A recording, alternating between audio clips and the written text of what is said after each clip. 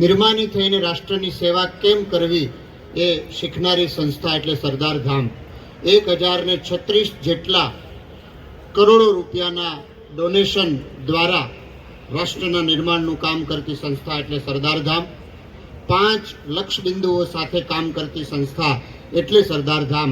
અને સરદાર ધામ યુવા સંગઠન દ્વારા દક્ષિણ ગુજરાત સુરતને આંગણે સરદાર કથામાં આપણે સૌ વિનંતી કરીએ, આ સરદાર કથાના વક્તા શ્રી શૈલેષભાઈ સકપરિયા, આવો પધારો.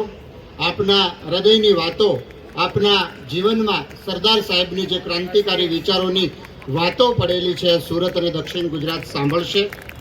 અને દક્ષિણ ગુજરાત સરદાર કથાના વક્તા, સમગ્ર ગુજરાતનું ગૌરવ, જેમણે સરદાર સાહેબના જીવનને ખૂબ હૃદયથી અભ્યાસ કર્યો છે, એવા શૈલેષભાઈ સકપરિયાને જોરદાર તાળીઓથી વધાવીએ.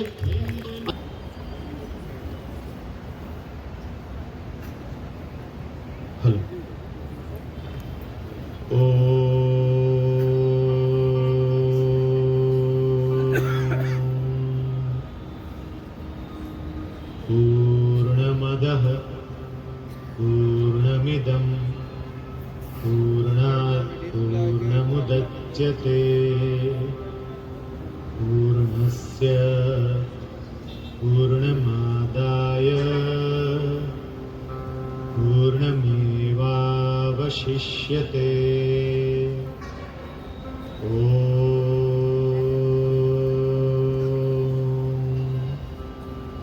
શાંતિ શાંતિ શાંતિ. સરદાર ધામ દક્ષિણ ગુજરાત યુવા સંગઠન દ્વારા આયોજિત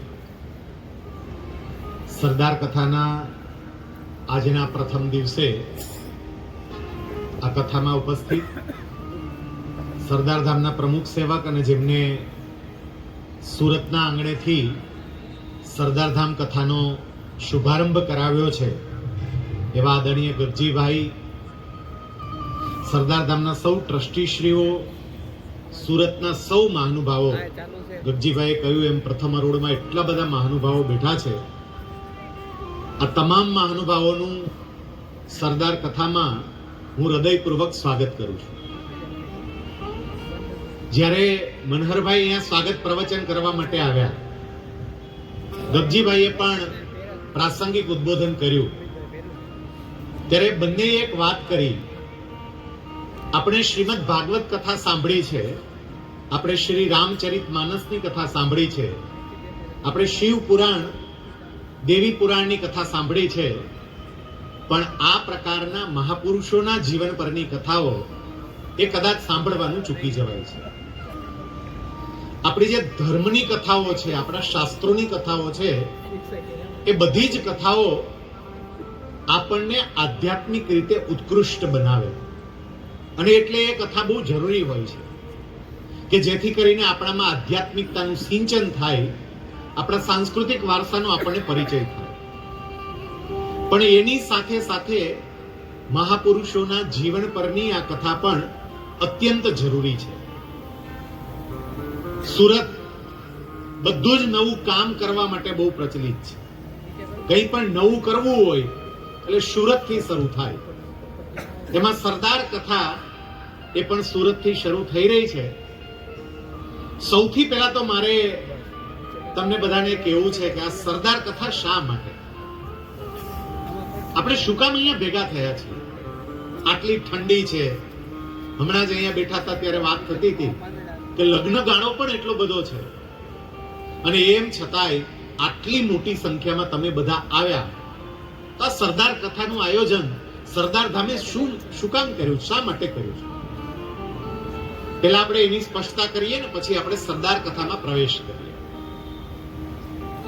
મહાભારતમાં એક બહુ સરસ મજાનો પ્રસંગ આવે છે. જ્યારે વનવાસ માટે પાંડવો નીકળે છે, એ વખતે તરસ લાગવાને કારણે એક પછી એક ભાઈ પાણી લેવા માટે જાય, જળાશયમાંથી પાણી લે, અને એ વખતે ત્યાં રહેલ યક્ષ એવું કહે કે પાણી લેતા પહેલા મારા પ્રશ્નનો જવાબ આપો, પણ કોઈ જવાબ આપે નહીં, પાણી લઈને એમનું મૃત્યુ થાય. છેલ્લે યુધિષ્ઠિર ત્યાં જાય છે. યુધિષ્ઠિરને પણ યક્ષ આ જ પ્રશ્ન કરે છે, અને તે વખતે યુધિષ્ઠિર એવું કહે છે કે તમારા પ્રશ્નો પૂછો, હું એના જવાબ આપીશ.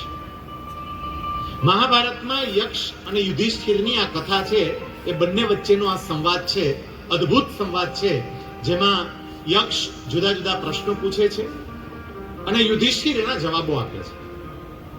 એમાં એક પ્રશ્ન એ હતો, કો પંથાહા, કયા માર્ગે ચાલવું જોઈએ, કયો માર્ગ અપનાવવો જોઈએ? અને યુધિષ્ઠિર એનો સંતોષકારક જવાબ આપે છે, જેનાથી યક્ષને બહુ સંતોષ થાય છે. યુધિષ્ઠિરનો જવાબ હતો, મહાપુરુષો જે રસ્તે ચાલ્યા હોય, મહાજનો એન ગતઃ સપંથા, જે રસ્તે મહાપુરુષો ચાલ્યા હોય એ રસ્તે ચાલવું જોઈએ. સરદાર સાહેબનો જે રસ્તો હતો એ રસ્તે આપણે ચાલી શકીએ એટલા માટે આજની આ કથા છે. બ્રિટનમાં કિંગ એડવર્ડ, એને એક જ સંતાન હતું, એનું નામ વિક્ટોરિયા. અને વિક્ટોરિયા જ્યારે નાની હતી ને ત્યારે તોફાની બહુ હતી, ચંચળ બહુ, શાંતિથી બેસે નહીં. આખા રાજ પરિવારને ચિંતા હતી કે આ દીકરી મોટી થશે, આપણે એને ગાદી સોંપવાની છે, આ રાજ્ય કેવી રીતે સંભાળી શકશે? બધાને બહુ ચિંતા થતી હતી. ત્યારે એક વિદ્વાને એનો ઉપાય બતાવ્યો. આ દીકરીની ચંચળતા તમારે દૂર કરવી હોય, દીકરી જે તોફાનો કરે છે એ તોફાનો તમારે ઓછા કરવા હોય, તો એક કામ કરો, તમારે ત્યાં તમારા પરિવારની અંદર, તમારા કુટુંબની અંદર, તમારા વંશની અંદર જે મહાપુરુષો થઈ ગયા હોય, જેમણે બહુ સારી કામગીરી કરી હોય, એમના જીવનની કથા આ દીકરીને સંભળાવો. એમના પ્રતાપી પૂર્વજોની બધી વાતો કરો. ઘણાને એવું થયું આનાથી શું થાય, પણ એ ઉપાય અજમાવ્યો.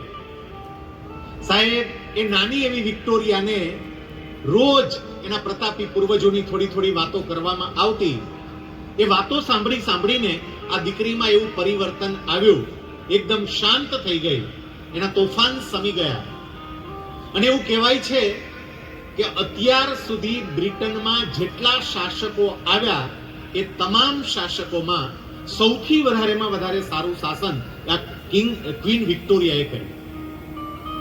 ક્વીન વિક્ટોરિયા, એનામાં પરિવર્તન આવ્યું. કેમ? કારણ કે એના પ્રતાપી પૂર્વજોની વાતો સાંભળી. આપણામાં પણ ક્યાંક કોઈક અંશે તોફાન ચાલતા હોય, ચંચળતા ચાલતી હોય, તો એ શાંત થાય ક્યારે? આપણે આપણા પ્રતાપી પૂર્વજોની વાતો સાંભળીએ ત્યારે. અને હવે 3 દિવસ સુધી આપણા પ્રતાપી પૂર્વજની વાત અહીંથી થવાની છે. બીજું કારણ આ સરદાર કથા માટેનું ખાસ એ છે કે સરદારે આ દેશ માટે જે કર્યું ને એની વાતો આવતીકાલ અને પરમ દિવસ, આ 2 દિવસ સરદાર સાહેબે ભારત માટે, રાષ્ટ્ર માટે શું કર્યું છે ને એની અદ્ભુત વાતો થશે. અદ્ભુત વાતો તમે કલ્પના નહીં કરી હોય કે આ સરદારે આ રાષ્ટ્ર માટે શું કર્યું છે. અને આપણને એમના વિશે બહુ ખબર પણ નથી. નાના હતા અને ભણવામાં એક પાઠ આવે કે એમને બગલમાં ગુમડું થયું હતું, એક વાણંદ આવ્યા, એનાથી ગુમડું નહોતું ફૂટતું, એને ગુમડું ફોડી નાખ્યું. એમના પત્નીનો એકાદ પ્રસંગ, આ 2-3 વાત સિવાય એમના જીવનની કોઈ વાતોની આપણને ખબર નથી. સાહેબ, એની પાછળનું કારણ પણ છે કે સરદાર સાહેબનું આ વિરાટ વ્યક્તિત્વ વિસરાઈ જાય એ માટેના કેટલાક પ્રયત્નો પણ થયા છે. એનું વિરાટ વ્યક્તિત્વ વિસરાઈ જાય. હું તમને ખાલી 2-3 ઘટનાઓ અત્યારે યાદ કરાવું. સરદાર સાહેબ 15મી ડિસેમ્બર 1950 ના રોજ ધામમાં ગયા. ત્યાર પછી 8 વર્ષ બાદ 22મી ફેબ્રુઆરી 1958 ના રોજ મૌલાના આઝાદ એમણે દેહ છોડ્યો, એમને શરીર છોડ્યું, એમનું અવસાન થયું. મૌલાના આઝાદે દેશની સ્વતંત્રતા માટે ખૂબ યોગદાન આપેલું. પણ મૌલાના આઝાદ એમનું જ્યારે અવસાન થયું ત્યારે આપણા ભારતની સંસદમાં એવો એક પ્રસ્તાવ મૂકવામાં આવ્યો કે મૌલાના આઝાદે દેશને આઝાદ કરાવવા માટે, દેશના વિકાસમાં, દેશની પ્રગતિમાં સારું એવું યોગદાન આપ્યું છે અને એટલે એમનું એક તૈલી ચિત્ર આપણા સંસદ ભવનમાં મુકાવવું જોઈએ. સંસદ ભવનની અંદર એમનું એક ચિત્ર મુકાય આવો પ્રસ્તાવ જ્યારે રજૂ થયો એ વખતે સંસદ સભ્ય તરીકે મહારાજા સિંધિયાજી એમણે આ વાત સાંભળી, વાત સ્વીકારી કે મૌલાના આઝાદે દેશ માટે ઘણું કર્યું છે, માટે એમનું ચિત્ર મુકાય. પણ એ વખતે મહારાજા સિંધિયાજી એવું કહે છે કે મૌલાના આઝાદનું ચિત્ર તો આપણે મૂકીએ, પણ જેમણે અખંડ ભારતનું સર્જન કર્યું, 562 રજવાડાઓ એક કરી અને જેને આપણને અખંડ ભારતની ભેટ આપી એવા સરદાર પટેલનું ચિત્ર મૂકવાનું તો આપણે ભૂલી જ ગયા. સરદારનું તો ચિત્ર જ નથી. અને ત્યારે ખબર પડી કે સંસદમાં સરદારનું ચિત્ર જ નહોતું.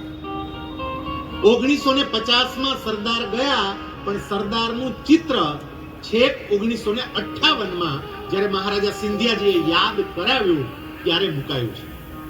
અને મહારાજા સિંધિયાજીએ તો ત્યાં સુધી કહ્યું હતું સરકારને કે કદાચ આ સરદારનું ચિત્ર મૂકવા માટે સરકાર કઈ ફંડ ન આપી શકતી હોય તો હું ફંડ આપીશ, પણ આ સરદારનું ચિત્ર સંસદ ભવનની અંદર હોવું જોઈએ. સરદાર સાહેબનું એ ચિત્ર મુકાયું, એ ચિત્રનું વિમોચન થયું અને વિમોચન વખતે મહારાજા સિંધિયાજી જે વાત કરે છે ને, સરદાર કોણ હતા એનો પરિચય આપણને એના પરથી થાય. મહારાજા સિંધિયાજી સરદાર સાહેબના એ ચિત્રના વિમોચન વખતે એવું કહે છે, આ એ સરદાર છે જેને એક સમયે હું નફરત કરતો હતો. આ એના શબ્દો છે. આ એ સરદાર છે જેને એક સમયે હું નફરત કરતો હતો. આ એ સરદાર છે જેને એક સમયે હું સમજતો થયો. અને આ એ સરદાર છે જેને આજે હું ભરપૂર પ્રેમ કરું છું. જે નફરતને પ્રેમમાં બદલી દે ને એ સરદાર. પણ સરદારને યાદ કરવામાં નહોતા આવ્યા. સાહેબ 1960ના દાયકા પછી નડિયાદની અંદર એક બહુ જ મોટા રાજકીય નેતાનું પ્રવચન હતું. એ નડિયાદના ટાઉન હોલની અંદર પ્રવચન કરવાના હતા. આગલા દિવસે અધિકારીઓ બધી તપાસ કરવા માટે આવ્યા. એમને બધા ટાઉન હોલની બધી બાજુ જોઈ, યોગ્ય વ્યવસ્થા જોઈ. એમનું ધ્યાન ગયું તો ટાઉન હોલમાં બરાબર વચ્ચે ઉપરના ભાગે સરદાર સાહેબનો ફોટો હતો. અને નડિયાદના ટાઉન હોલમાં તો સરદાર સાહેબનો ફોટો હોય જ, કારણ કે નડિયાદ એમની જન્મભૂમિ છે. ત્યાં ના હોય તો બીજે ક્યાં હોય. એ ફોટો જોયો અને પેલા અધિકારીઓ જે ત્યાં આવ્યા હતા એ અધિકારીઓ એવું કહ્યું કે કાલના કાર્યક્રમ પૂરતા આ ફોટાને નીચે ઉતારી લેજો, ફોટો ત્યાં નહીં રાખો. તમે વિચાર કરજો, ફોટો પણ નીચે ઉતારવામાં આવ્યો. 1967માં એક ફિલ્મ આવી. એ ફિલ્મનું નામ હતું ઉપકાર. મનોજ કુમારનું એ ફિલ્મ હતું. ખેતીનું પ્રાધાન્ય સમજાવતું. આમ તો ખાસ કરીને જય જવાન જય કિસાન એ નારાને સાર્થક કરતો, એનો સંદેશો આપતું એ પિક્ચર હતું. આપનામાંથી ઘણા બધાએ એ પિક્ચર કદાચ જોયું પણ હશે. એમાં એક ગીત આવતું, બહુ સરસ મજાનું ગીત. ખેડૂતનું મહત્વ સમજાવે, ખેતીનું મહત્વ સમજાવે. એ ગીતના શબ્દો છે, મેરે દેશ કી ધરતી સોના ઉગલે, ઉગલે હીરે મોતી, મેરે દેશ કી ધરતી. બહુ સરસ ગીત છે. હવે આ કાર્યક્રમ પૂરો થાય ને આજે, અને તમે જ્યારે ઘરે જાઓ ત્યારે તમારો મોબાઈલ કાઢજો, મોબાઈલમાં યુટ્યુબમાં મેરે દેશ કી ધરતી એક ગીત કાઢજો, ગીત આખું સાંભળજો. એ ગીતમાં છેલ્લે છેલ્લે આ દેશ માટે જેમણે સમર્પણ કર્યું છે, દેશના ઉત્થાન માટે જેમણે યોગદાન આપ્યું છે, એવા તમામ વ્યક્તિત્વોને યાદ કરવામાં આવ્યા છે. એવા રાજકીય વ્યક્તિઓને પણ યાદ કરવામાં આવ્યા છે. રંગ લાલ હે લાલ બહાદુર સે, રંગ હરા હરી સિંહ નલવે સે. જવાહરજીને યાદ કર્યા, બીજા તમામ નેતાઓને યાદ કર્યા. આ ગીતમાં સરદારનું નામ હતું. વિચારજો, સરદાર તો ખેડૂતના દીકરા હતા. ખેતીનું મહત્વ સમજાવતું ગીત છે, એકતાનું મહત્વ સમજાવતું, એક થવાની વાત કહેતું એક ગીત છે. સરદારે આખા દેશને એક કર્યો, પણ ગીતમાં સરદારનું નામ નહીં. કેમ? સાહેબ, અંગત વ્યક્તિઓ એવું કહે છે કે નામ હતું પણ પાછળથી કઢાવવામાં આવ્યું કે આમાંથી નામ કાઢો. સરદાર 1950માં ધામમાં ગયા, અવસાન પામ્યા. એમને 1991માં ભારત રત્નનો એવોર્ડ મળ્યો, 41 વર્ષ પછી. અને 41 વર્ષના સમયગાળા દરમિયાન ઘણી વ્યક્તિઓએ તો પોતાની જાતે જ ભારત રત્નનો એવોર્ડ આપી દીધો, પણ સરદાર જેવું વ્યક્તિત્વ ભારત રત્નના એવોર્ડથી વંચિત રહી ગયું. એને તો કોઈ એવોર્ડની જરૂર જ નથી. સાહેબ, આ ઘટનાઓ આપણને એવું બતાવે છે કે સરદારની પ્રતિભા જે પૂર્ણપણે પ્રત્યેક ભારતીયના હૃદયમાં પહોંચવી જોઈએ એ પહોંચી શકી નથી. અને એટલે આ સરદાર કથા છે કે જેથી કરીને આપણને આ સરદાર સમજાય. બાકી તો લોકો ભૂલી જ ગયા છે. અહીંયા આપનામાંથી જેટલા લોકો બેઠા છે ને, આ કાનજીભાઈ જેવા ને એવા જે સારા વાંચકો છે, અમુક વ્યક્તિઓને બાદ કરો અને પછી એમ કયો કે તમે અહીંયા આવો અને સરદાર સાહેબ વિશે તમે 10 મિનિટ વાત કરો. સાહેબ, આપણે 10 મિનિટ બોલી ના શકીએ, કારણ કે આપણને ખબર જ નથી એ વ્યક્તિ કોણ હતા, એમણે દેશ માટે શું કર્યું. 1955 થી દિલ્હીમાં સરદાર સાહેબની સ્મૃતિમાં એક વ્યાખ્યાન માળા ચાલે છે. અને એ વ્યાખ્યાન માળામાં બહુ જ મોટી મોટી વ્યક્તિઓને નિમંત્રિત કરવામાં આવે.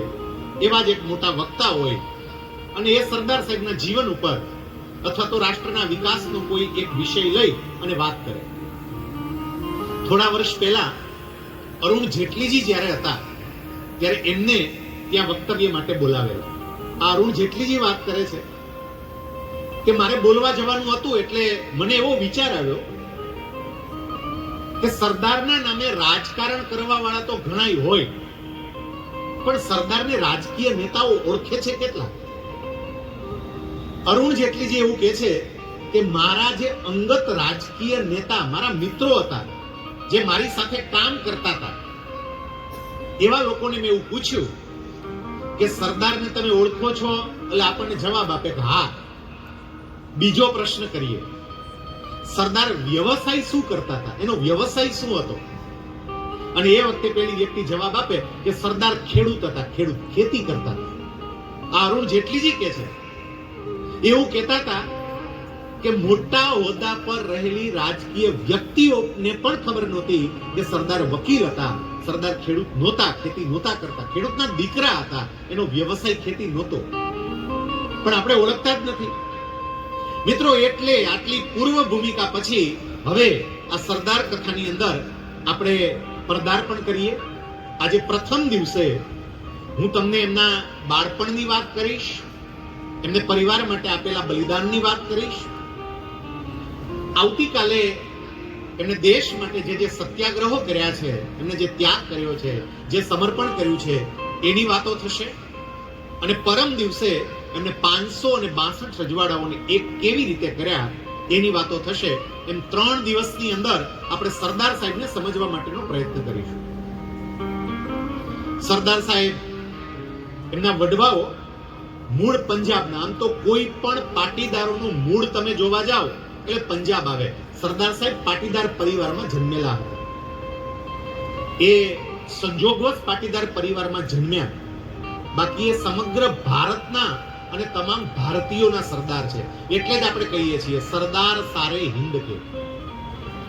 પાટીદાર પરિવારમાં જન્મેલા એ પાટીદાર પરિવાર મૂળ પંજાબનો, પણ સરદાર સાહેબની 16મી પેઢી પંજાબથી સ્થળાંતર કરી અને એ અહીંયા ચરોતરની અંદર આવેલી પંજાબમાંથી જેટલા કણબીઓ બધા ત્યાંથી પ્રસ્થાન કરીને, ત્યાંથી સ્થળાંતર કરીને ગુજરાતમાં આવ્યા, એમાં 3 વિસ્તારની અંદર આ પાટીદારો વસ્યા છે. એક ઉત્તર ગુજરાતની અંદર, એક ચરોતર પ્રદેશમાં અને કાઠિયાવાડ પ્રદેશમાં. આ 3 પ્રદેશની અંદર પંજાબમાંથી આવીને પાટીદારો ફેલાયા હતા અને પછી ધીમે ધીમે સમગ્ર ગુજરાતની અંદર ફેલાઈ ગયા. સરદાર સાહેબની 16મી પેઢી એ ચરોતરની અંદર આવી. સરદાર સાહેબના પિતા, એમનું નામ ઝવેરભાઈ અને ઝવેર બાપાના લગ્ન કરમસદ્દી બાજુમાં આવેલા નડિયાદ ગામના લાડબા સાથે થયેલા. આ બંને દંપતી ખૂબ સંસ્કારયુક્ત જીવન જીવતું દંપતી હતું. સાહેબ, એટલું સમજો કે કોઈ પણ બાળકમાં એના માતા પિતાના સંસ્કારો ઉતરી આવતા હોય છે. સરદાર સાહેબમાં પણ એમના પિતા ઝવેર બાપા અને માં લાડબા એ બંનેના સંસ્કારો ઉતરી આવેલા હતા. આમ તો એમને 5 ભાઈઓ હતા સરદાર સાહેબ સહિત. સૌથી મોટા ભાઈ એમનું નામ સોમાભાઈ, એથી નાના નરસિંહભાઈ, એથી નાના વિઠ્ઠલભાઈ, પછી સરદાર સાહેબ થી નાના કાશીભાઈ, કાશીભાઈ થી નાના અને સૌથી નાના કહી શકાય એવા બેન દાઈ બેન, એમ 6 ભાંડરડા હતા. એમાં સરદાર સાહેબ અને વિઠ્ઠલભાઈ એ બંનેએ રાષ્ટ્ર માટે ખૂબ કામ કર્યું. બાકીનાનો એટલો બધો નામ ઉલ્લેખ નથી, કારણ કે મોટા બંને ભાઈઓ એ ખેતી કરતા હતા અને કાશીભાઈ પણ અભ્યાસ કરી અને પછી ખેતીમાં લાગી ગયા હતા. સરદાર સાહેબ એમના જન્મની બાબતમાં તમારા ધ્યાન પર એક વાત મૂકું. સરદાર સાહેબની જન્મ તારીખ કઈ આપણને કોઈ પૂછે એટલે આપણે તરત કહીએ 31મી ઓક્ટોબર 1875. આ સાર્ધ શતાબ્દી મહોત્સવ ચાલે છે. 150 વર્ષ સરદાર સાહેબ આ ધરતી પર આવ્યા એને પૂરા થશે. પણ સરદાર સાહેબની સાચી જન્મ તારીખ કઈ એ સરદાર સાહેબને ખબર નથી. આપણે બધા 31 ઓક્ટોબરને સરદાર જયંતિ તરીકે ઓળખીએ છીએ, પણ એની સાચી જન્મ તારીખની કોઈને ખબર જ નથી. સરદાર સાહેબ પોતે એવું કહેતા કે મારા બાપા શાળામાં મારો દાખલો કરાવવા માટે જ્યારે ગયા, એટલે કે દાખલ કરવા માટે શાળામાં મને પ્રવેશ અપાવવા માટે, ત્યારે એને મનમાં હુઈજું ઈ તારીખ લખાવી દીધી અને ઈ મારી જન્મ તારીખ. સરદાર સાહેબ જુઓ વ્યક્તિ કેવા હતા. કોઈ પણ જગ્યાએ જ્યારે એમને જન્મ તારીખ બોલવાની હોય અને સોગંદપૂર્વક જાહેર કરવાનું થતું હોય, ત્યારે સરદાર સાહેબ હંમેશા એવું કહેતા કે જ્યાં સુધી મારી સ્કૂલના રજિસ્ટરમાં નોંધાયેલ છે અને મને જાણ છે ત્યાં સુધી મારી જન્મ તારીખ 31મી ઓક્ટોબર 1875 છે. એટલે 31મી ઓક્ટોબર એ સરદાર જયંતિ તરીકે આપણે ઉજવીએ છીએ, પણ વાસ્તવિક રીતે એનો પ્રાગટ્ય દિવસ છે કે કેમ એ કોઈને ખબર નથી. પણ આપણે કાયમ માટે એને જ હવે સરદાર જયંતિ તરીકે ઉજવતા હતા અને ઉજવતા રહીશું. અને ભારત સરકારે પણ રાષ્ટ્રીય એકતા દિવસ તરીકે એને જાહેર કર્યો છે. સરદાર સાહેબ જ્યારે ભણવા માટે બેસે છે ને, બહુ ઓછાને ખબર હશે, 9 વર્ષની ઉંમરે એમનો અભ્યાસ શરૂ થયો. સાહેબ 9 વર્ષની ઉંમરે એમને ભણવું હતું, પણ પરિવારની પરિસ્થિતિ એવી હતી કે એમને કામ કરવું પડતું. એ નાની ઉંમરે પણ કામ કરતા હતા, બાળ વયમાં પણ કામ કરતા હતા. મોટા ભાઈ વિઠ્ઠલભાઈ એ ભણે, પણ વલ્લભભાઈ કામ કરે. આપણે વલ્લભભાઈને બદલે એમને સરદાર સાહેબ જ કહેશું. એ સરદાર ભલે બારડોલીના સત્યાગ્રહ પછી થયા, પણ આપણે બોલવા માટે એમને સરદાર સાહેબ એ જ રીતે કહેશું. વિઠ્ઠલભાઈ મોટાભાઈ જે છે એ મોટાભાઈ વિઠ્ઠલભાઈ ભણતા, પણ સરદાર સાહેબના નસીબમાં ભણવાનું લખાયેલું નહીં, એ તો કામ કરતા હતા. અને તમારી જાણ માટે વિઠ્ઠલભાઈ સરદાર સાહેબની મસ્કરી કરતા અને એને ગાંડો બળદ કહેતા. ગાંડો બળદ, કારણ કે બળદની જેમ કામ કરવાનું. એ ગાંડા બળદ અહીંયા આવ, આમ કહીને બોલાવતા. એ 9 વર્ષની ઉંમરે કરમસદની શાળામાં ભણવા માટે બેસે છે.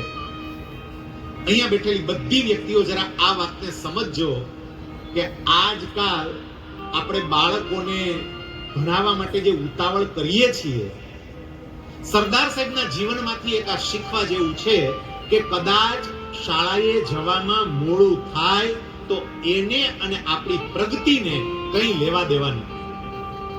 આજકાલ તમે કેટલાક વાલીઓ જોજો, હજી બિચારું ઓલું નાનું બાળક 2.5 વર્ષનું હોય, 3 વર્ષનું હોય, અને ત્યાંથી એટલું બધું લગાડી દીધું હોય, મ્યુઝિક ક્લાસ ને, ડાન્સ ક્લાસ ને, ઓલો ક્લાસ ને, ઓલો ક્લાસ ને, એટલી બધી જગ્યાએ મમ્મી એને દોડાવતી હોય. સાહેબ બાળકનું બાળપણ ન છીનવાઈ જાય એ પ્રત્યેક માતા પિતાએ વિચારવું જોઈએ.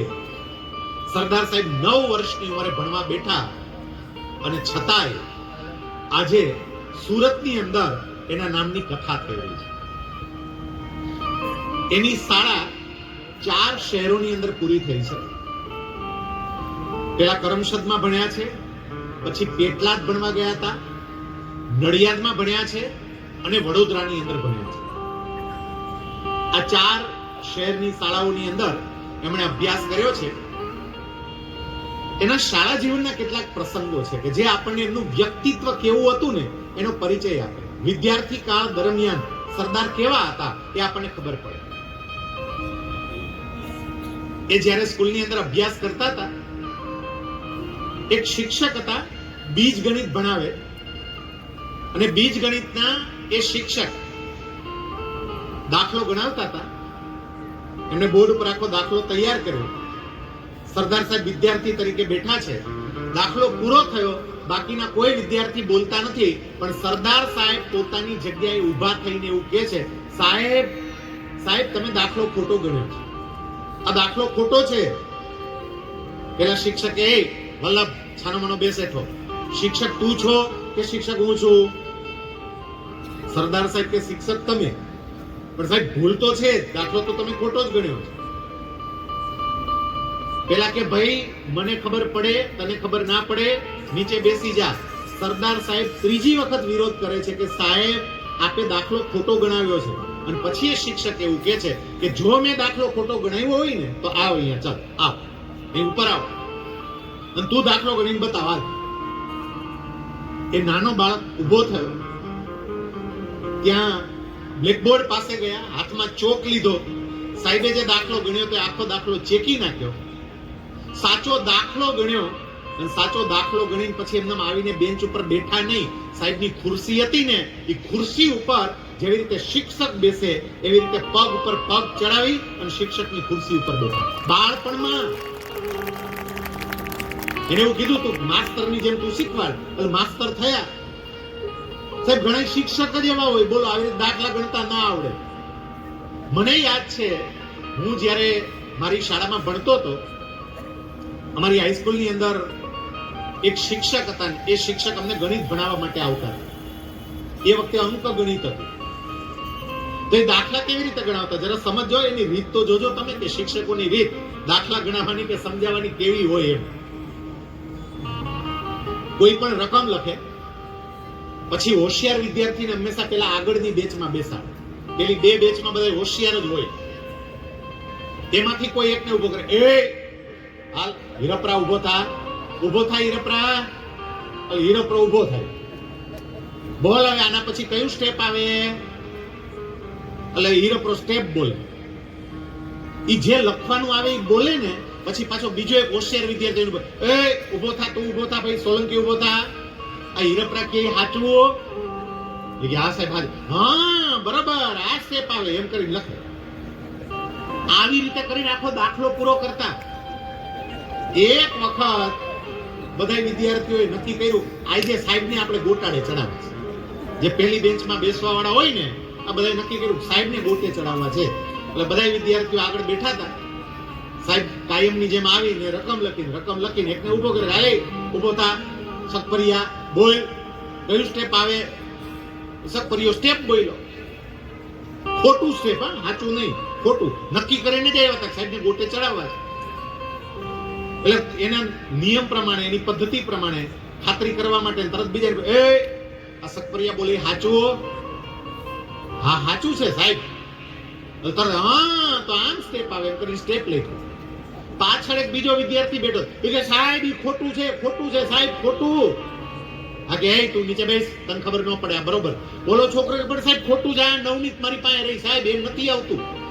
તો ત્યાં જઈને જોયું, આગળ બેઠેલા સાહેબ હસવું આવ્યું. અને પછી ખબર પડી કે આ બધાએ મને આજે મામો બનાવ્યો છે, અને પછી અમને બધાને જે માર્યા છે એ અમને ખબર છે. સરદાર સાહેબની સ્કૂલમાં પણ આવું થયું, પણ એમને શિક્ષક તરીકેની ભૂમિકા ભજવી. સાહેબ એમની સ્કૂલની અંદર એ મજાક પણ એવી કરતા. એમની સ્કૂલમાં એક છોટાલાલ કરીને શિક્ષક હતા. અને એ વખતે વિદ્યાર્થીને બે વિષયમાંથી કોઈ એક વિષય પસંદ કરવાનો હોય. એક ગુજરાતી આપતા, એક સંસ્કૃત આપતા, બેમાંથી કોઈ એક વિષય પસંદ કરો. સરદાર સાહેબે ગુજરાતી વિષય પસંદ કર્યો. છોટાલાલ ગુજરાતી ભણાવે એટલે છોટાલાલના ક્લાસમાં સરદાર સાહેબ ગયા. મેં હમણાં જ તમને કહ્યું એ મોટી ઉંમરે ભણવા માટે બેસેલા એટલે બધાય કરતા મોટા દેખાય. એમણે સરદાર સાહેબને જોયા પછી તરત જ કહ્યું, ઓ મહાપુરુષ, શું વાત છે, તમે ગુજરાતી રાખ્યું? એટલે આમણે કહ્યું, આ મેં ગુજરાતી રાખ્યું. સામે છોટાલાલે પૂછ્યું, કેમ, સંસ્કૃતમાં તકલીફ પડે છે? કારણ કે સંસ્કૃત અઘરું લાગે. આને જવાબ કેવો આપ્યો બાળપણમાં? એ કે સાહેબ, બધાય વિદ્યાર્થી જો સંસ્કૃત રાખશે તો તમે ગુજરાતી ભણાવશો કોને? અને તમે કોઈ ગુજરાતી ભણાવનારો વિદ્યાર્થી નહીં હોય તો તમને પગાર કોણ દે? આ તમારા રોટલા થાય ને એટલે અમે ગુજરાતી રાખ્યું જ સાહેબ. તો છોટાલાલને બરોબરનું લાગી એવું કે આવું કઈ બોલાતું હશે વિદ્યાર્થીથી. એને તરત જ સજા કરી, જા કાલે છે ને 5 વાર પાડા લખીને આવજે. એકુના પાડા. આમાં યંગ જનરેશન બેઠું ને એને કદાચ એકુના પાડામાં ખબર નહીં પડે, મોટી ઉંમરને ખબર હોય. એકુના પાડા એટલે આપણે જે ઘડિયા કહીએ ને તે એક એકુ એક, એક દુ બે, એક તેરી 3, એ 5 વખત લખવાનું કીધું. બીજે દિવસે આવ્યા, પૂછ્યું, એ લખ્યું વલ્લભ? નથી લખ્યું. કાલ 10 વાર લખીને આવ્યા. બીજે દિવસે પાછા લખ્યું? નથી લખ્યું. 20 વખત. સાહેબ સજા ડબલ થતી જાય. છેલ્લે 200 સુધી પહોંચ્યા. 200 પાડા. અને પછી જ્યારે સરદાર સાહેબ આવ્યા પેલા છોટાલાલે પૂછ્યું, ભાઈ 200 પાડા લાવવાના હતા, 200 પાડા લાવ્યો? એ કે હા સાહેબ. બતાવો. આનો જવાબ જોજો. એ કે સાહેબ લાવ્યો તો, પણ એમાં એક પાડો તોફાની હતો. એ તોફાનને ચડ્યો, બાકીના 199 ભાગી ગયા. તો બધા પાડા વયા ગયા. છોટાલાલે આચાર્ય નરવણે સાહેબ હતા, એમને ફરિયાદ કરી. નરવણે સાહેબે સરદાર સાહેબને ત્યાં બોલાવ્યા. એ વિદ્યાર્થી સરદાર ત્યાં ગયા.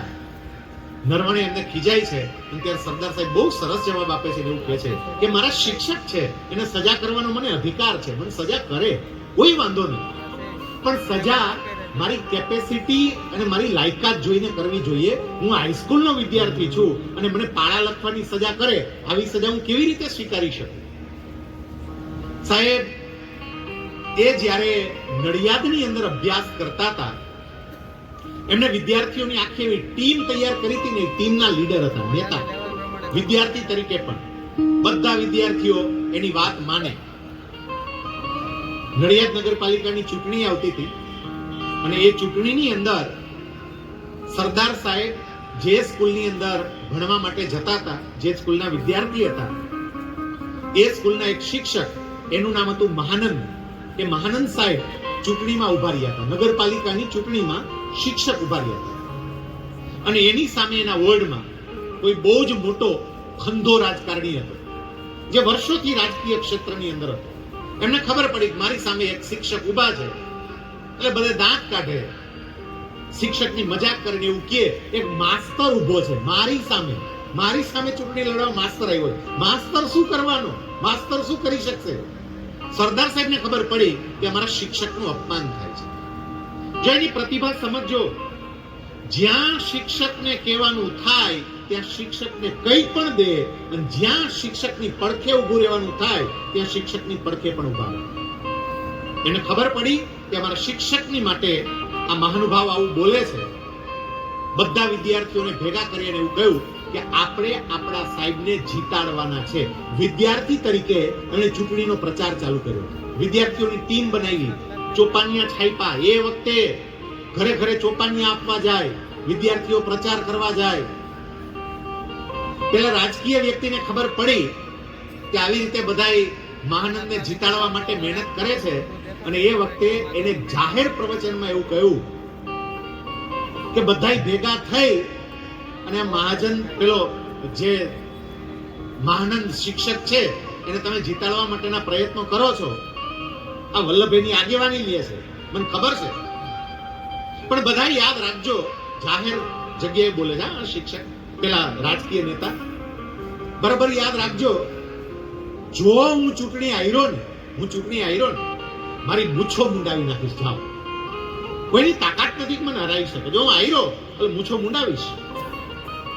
સાહેબ, એ ચૂંટણીની અંદર સરદાર સાહેબની ટીમે જે પ્રયત્નો કર્યા, જે પ્રચાર થયો, લોકોએ જે મતદાન કર્યું, મહાનંદ સાહેબ જીતી ગયા, ઓલા ભાઈ હારી ગયા. પછી સરદાર સાહેબે બધા વિદ્યાર્થીઓને ભેગા કર્યા. ભેગા કરીને કે કામ કરો, વાણંદને બોલાવી આવો. કે પણ વાણંદનું શું કામ છે? એ કે એક મહાપુરુષે આપણને વચન આપ્યું તો આપણે એની પાસે વચન પડાવવાનું છે. તે ગામમાં વાણંદને બોલાવ્યો અને બધા વિદ્યાર્થીઓ વાણંદની સાથે ઓલા રાજકીય વ્યક્તિની ઘરે ગયા. એ તો ઘરમાં હતા, બહાર બોલાવ્યા. પેલી વ્યક્તિ કે ખાલી બોલ્યો તો એવું કઈ કરવાનું થોડું કોઈ કે ના, મૂછો મુંડાવો. તમે એવું બોલ્યા હતા કે હારશે તો મૂછો મુંડાવીશ. સાહેબ, ઇતિહાસ ચકાસજો કે બાળ વલ્લભે એ વખતે ગામના નડિયાદના એ અઠંગ રાજકારણીની મૂછો મુંડાવી. એની મૂછો મુંડાવી કે મુંડાવો તમારી મૂછો. આપણને ખબર પડે કે આ વ્યક્તિ પહેલેથી કેવું હતું. એટલે હું આ પાયાના પ્રસંગો કહું છું. મૂળ તો આપણે સરદારને સમજવા છે, પણ પાયાના પ્રસંગો સમજાઈને તો સરદાર આપણને વિશેષ સમજાશે. સાહેબ, એમના નેતાના ગુણો કેવા હતા? એક એમના શિક્ષક હતા અગરવાલ સાહેબ કરીને, અને અગરવાલ સાહેબ જે છે એ ભણાવવા માટે લેક્ચર ચાલુ થઈ ગયો પણ વર્ગખંડમાં ગયા નહીં. એનો પીરિયડ ચાલુ થઈ ગયો પણ વર્ગખંડમાં ના ગયા. એ તો બેઠા રહ્યા એમનો જ્યાં બેસવાનું હતું ત્યાં. સ્ટાફ રૂમમાં બેઠા બેઠા ગપાટા મારે. બધા વિદ્યાર્થીઓ રાહ જોવે, સાહેબ નથી આવ્યા, સાહેબ નથી આવ્યા, સાહેબ નથી આવ્યા. વલ્લભભાઈએ એટલે આ સરદાર સાહેબે ક્લાસનો એક વિદ્યાર્થી બહુ સરસ મજાના ગીતો ગાય. એને એવું કહ્યું કે કામ કર, અહીં ઉપર આવતો અને તું ગીત ગા. એટલે એમણે ગીત ગાવાનું ચાલુ કર્યું. પેલો છોકરો ગીત ગાય, બાકીના બધા છોકરો તાળીઓ વગાડે. અવાજ બાજુના રૂમમાં ગયો. સ્ટાફ રૂમમાં પેલા અગરવાલ સાહેબ બેઠા બેઠા આ સાંભળે. એટલે અગરવાલ સાહેબ ત્યાંથી ઊભા થયા અને ફટાફટ ક્લાસમાં આવ્યા. ક્લાસમાં આવીને જોયું તો એક છોકરો ગીત ગાય છે, બાકીના બધા તાળીઓ વગાડે છે. ગીત ગાનારા છોકરા ઉપર સાહેબ ગુસ્સે થયા અને સાહેબે એવું કહ્યું, હાલ તારું દફતર ઉપાડ અને બહાર નીકળ. એ વખતે બાળ વલ્લભ આ સરદાર સાહેબ એ પેલા અગરવાલ સાહેબ ને એવું કહે છે કે સાહેબ એમનો વાંક નથી, તમે વાંક વગર એને કેમ સજા કરો છો? સાહેબ, એમનો કોઈ વાંક જ નથી, તમે એને બહાર નીકળવાનું કહો છો. સાહેબ, તમે નથી આવ્યા પીરિયડ લેવા, તમે ન આવો તો અમે બેઠા બેઠા શું કરીએ? અમે ગાઈએ છીએ, અમે કઈ તોફાન થોડા કરીએ છીએ. આવી દલીલ કરી એટલે અગરવાલ સાહેબે વલ્લભભાઈને પણ એવું કહ્યું કે વલ્લભ, તું પણ બહાર નીકળ. કશું જ બોલ્યા વગર પોતાનું દફતર પડ્યું તો એ દફતર ઉપાડ્યું. દફતર ઉપાડીને સીધા જ ક્લાસની બહાર નીકળી ગયા. એક શબ્દ બોલતા નથી, પણ એના નેતૃત્વની શક્તિ જોજો સાહેબ. એ વખતની એક પણ શબ્દ બોલ્યા વગર દફતર ઉપાડી અને બહાર નીકળ્યા. પણ જેવા બહાર નીકળ્યા ને એટલે એની સાથે બાકીના બધા વિદ્યાર્થીઓ પોતપોતાના દફતર ઉપાડીને બહાર. ઓલા અગ્રવાલ સાહેબ કે તમે બેહો, તમે બેહો, કોઈ બેહે તો ને, બધાય બહાર, તમામ. સરદાર સાહેબ બધાઈને લઈ સ્કૂલની બહાર નીકળી ગયા અને સામે એક બીજી જગ્યા હતી, મંદિર જેવું હશે, ત્યાં જઈને બેઠા. બધાય બેઠા. રિસેસ પડી અને રિસેસમાં બીજા ક્લાસમાં ખબર પડી કે આ વલ્લભના ક્લાસમાં આવું થયું છે. અને આ તો સ્કૂલના આગેવાન હતા. સ્કૂલના તમામ ક્લાસમાં સાહેબ હડતાલ પડી ગઈ બધે, અને બધાય વિદ્યાર્થીઓ જઈ અને એની હારે બેસી ગયા. એના બાળપણનો પ્રસંગ છે, ઘણાને ખબર જ નથી. એ વખતે સરદાર સાહેબ બધા વિદ્યાર્થીઓને એવું કહે છે કે જો કોઈ શિક્ષક ભૂલ કરે તો એને ભૂલ સ્વીકારવી પડે. આપણા ગુરુ છે, એને ભૂલ તો સ્વીકારવી જ પડે. એ ભૂલ નથી સ્વીકારતા એટલે ત્યાં સુધી આપણે ભણવા જવું નથી. એની નેતૃત્વની વાત સમજો. અમે પહેલું કહ્યું કે આવતીકાલે આપણે સ્કૂલે નહીં જઈએ એટલે બધા જ શિક્ષકો આપણા માતા પિતાને ફરિયાદ કરશે.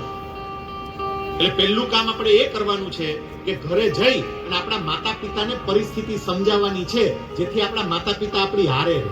બીજું, આપણે બધા અહીંયા બેસશું તો લોકોને તરસ લાગશે એટલે પીવાના પાણીની વ્યવસ્થા. આપણે સ્કૂલમાં પાણી પીવા નથી જવાનું. એટલે બે વિદ્યાર્થીની જવાબદારી સોંપી, ભાઈ તમારે 2 માટલા લઈ આવવાના, કુંભારની માટલા લઈ આવો, 2 માટલા અહીંયા રાખજો. બેને પાણી ભરવાની વ્યવસ્થા સોંપી. સાહેબ, આ રીતે તમામને વ્યવસ્થા સોંપી અને હડતાલ ચાલુ થઈ ગઈ. 3 દિવસ સુધી આ હડતાલ ચાલી હતી અને 3 દિવસ પછી અગ્રવાલ સાહેબે માફી માંગી અને ત્યારે હડતાલ સમેટાણી અને બધા પાછા ક્લાસમાં ગયા. એક નેતા કેવા હોય ને એ આને આધારે ખબર પડે છે. સરદાર સાહેબ એમને પોતાનો અભ્યાસ પૂરો કર્યો, મેટ્રિક પૂરું થયું અને મેટ્રિક પૂરું કર્યા પછી એને વકીલ બનવાની ઈચ્છા હતી. વકીલ બનવા માટેના 2 રસ્તા. એક, એ વખતે લંડનની અંદર બેરિસ્ટર બનવા માટે જવાતું, તમે ત્યાં જઈને અભ્યાસ કરી શકો.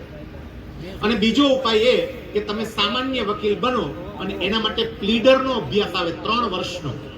3 વર્ષનો તમે પ્લીડરનો અભ્યાસ કરો અને તમે વકીલ બની જાઓ. સરદાર સાહેબના પરિવારની આર્થિક પરિસ્થિતિ એવી નહોતી કે લંડન ભણવા માટે જઈ શકે, કારણ કે ઝવેર બાપાને 6 સંતાન હતા અને ઝવેર બાપા એ ખેતી કરતા, માત્ર 10 વીઘા જેટલી સામાન્ય જમીન.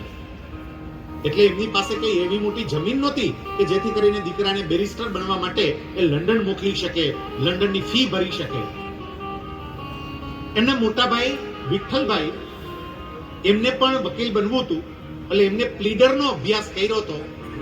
વલ્લભભાઈએ પણ નક્કી કર્યું, સરદાર સાહેબે પણ નક્કી કર્યું કે હું પણ પ્લીડર બનીશ, પ્લીડરનો અભ્યાસ કરીશ. પ્લીડરનો અભ્યાસ એમણે ચાલુ કર્યો. એ અભ્યાસ કરતા ગયા. છેલ્લું વર્ષ હતું. વાંચવા માટે બાકરોલ ગયા. લગભગ એ વખતે સરદાર સાહેબની ઉંમર કદાચ 23-24 વર્ષની આસપાસની હશે. એમનો અભ્યાસ ચાલતો હતો ત્યારે 23-24 વર્ષની હું વાત કરું છું. 24 વર્ષની એની ઉંમર હતી. પ્લીડરનો અભ્યાસ કરતા હતા ત્યારે. 17 વર્ષની ઉંમરે તો એમને પરણાવી પણ દીધા હતા.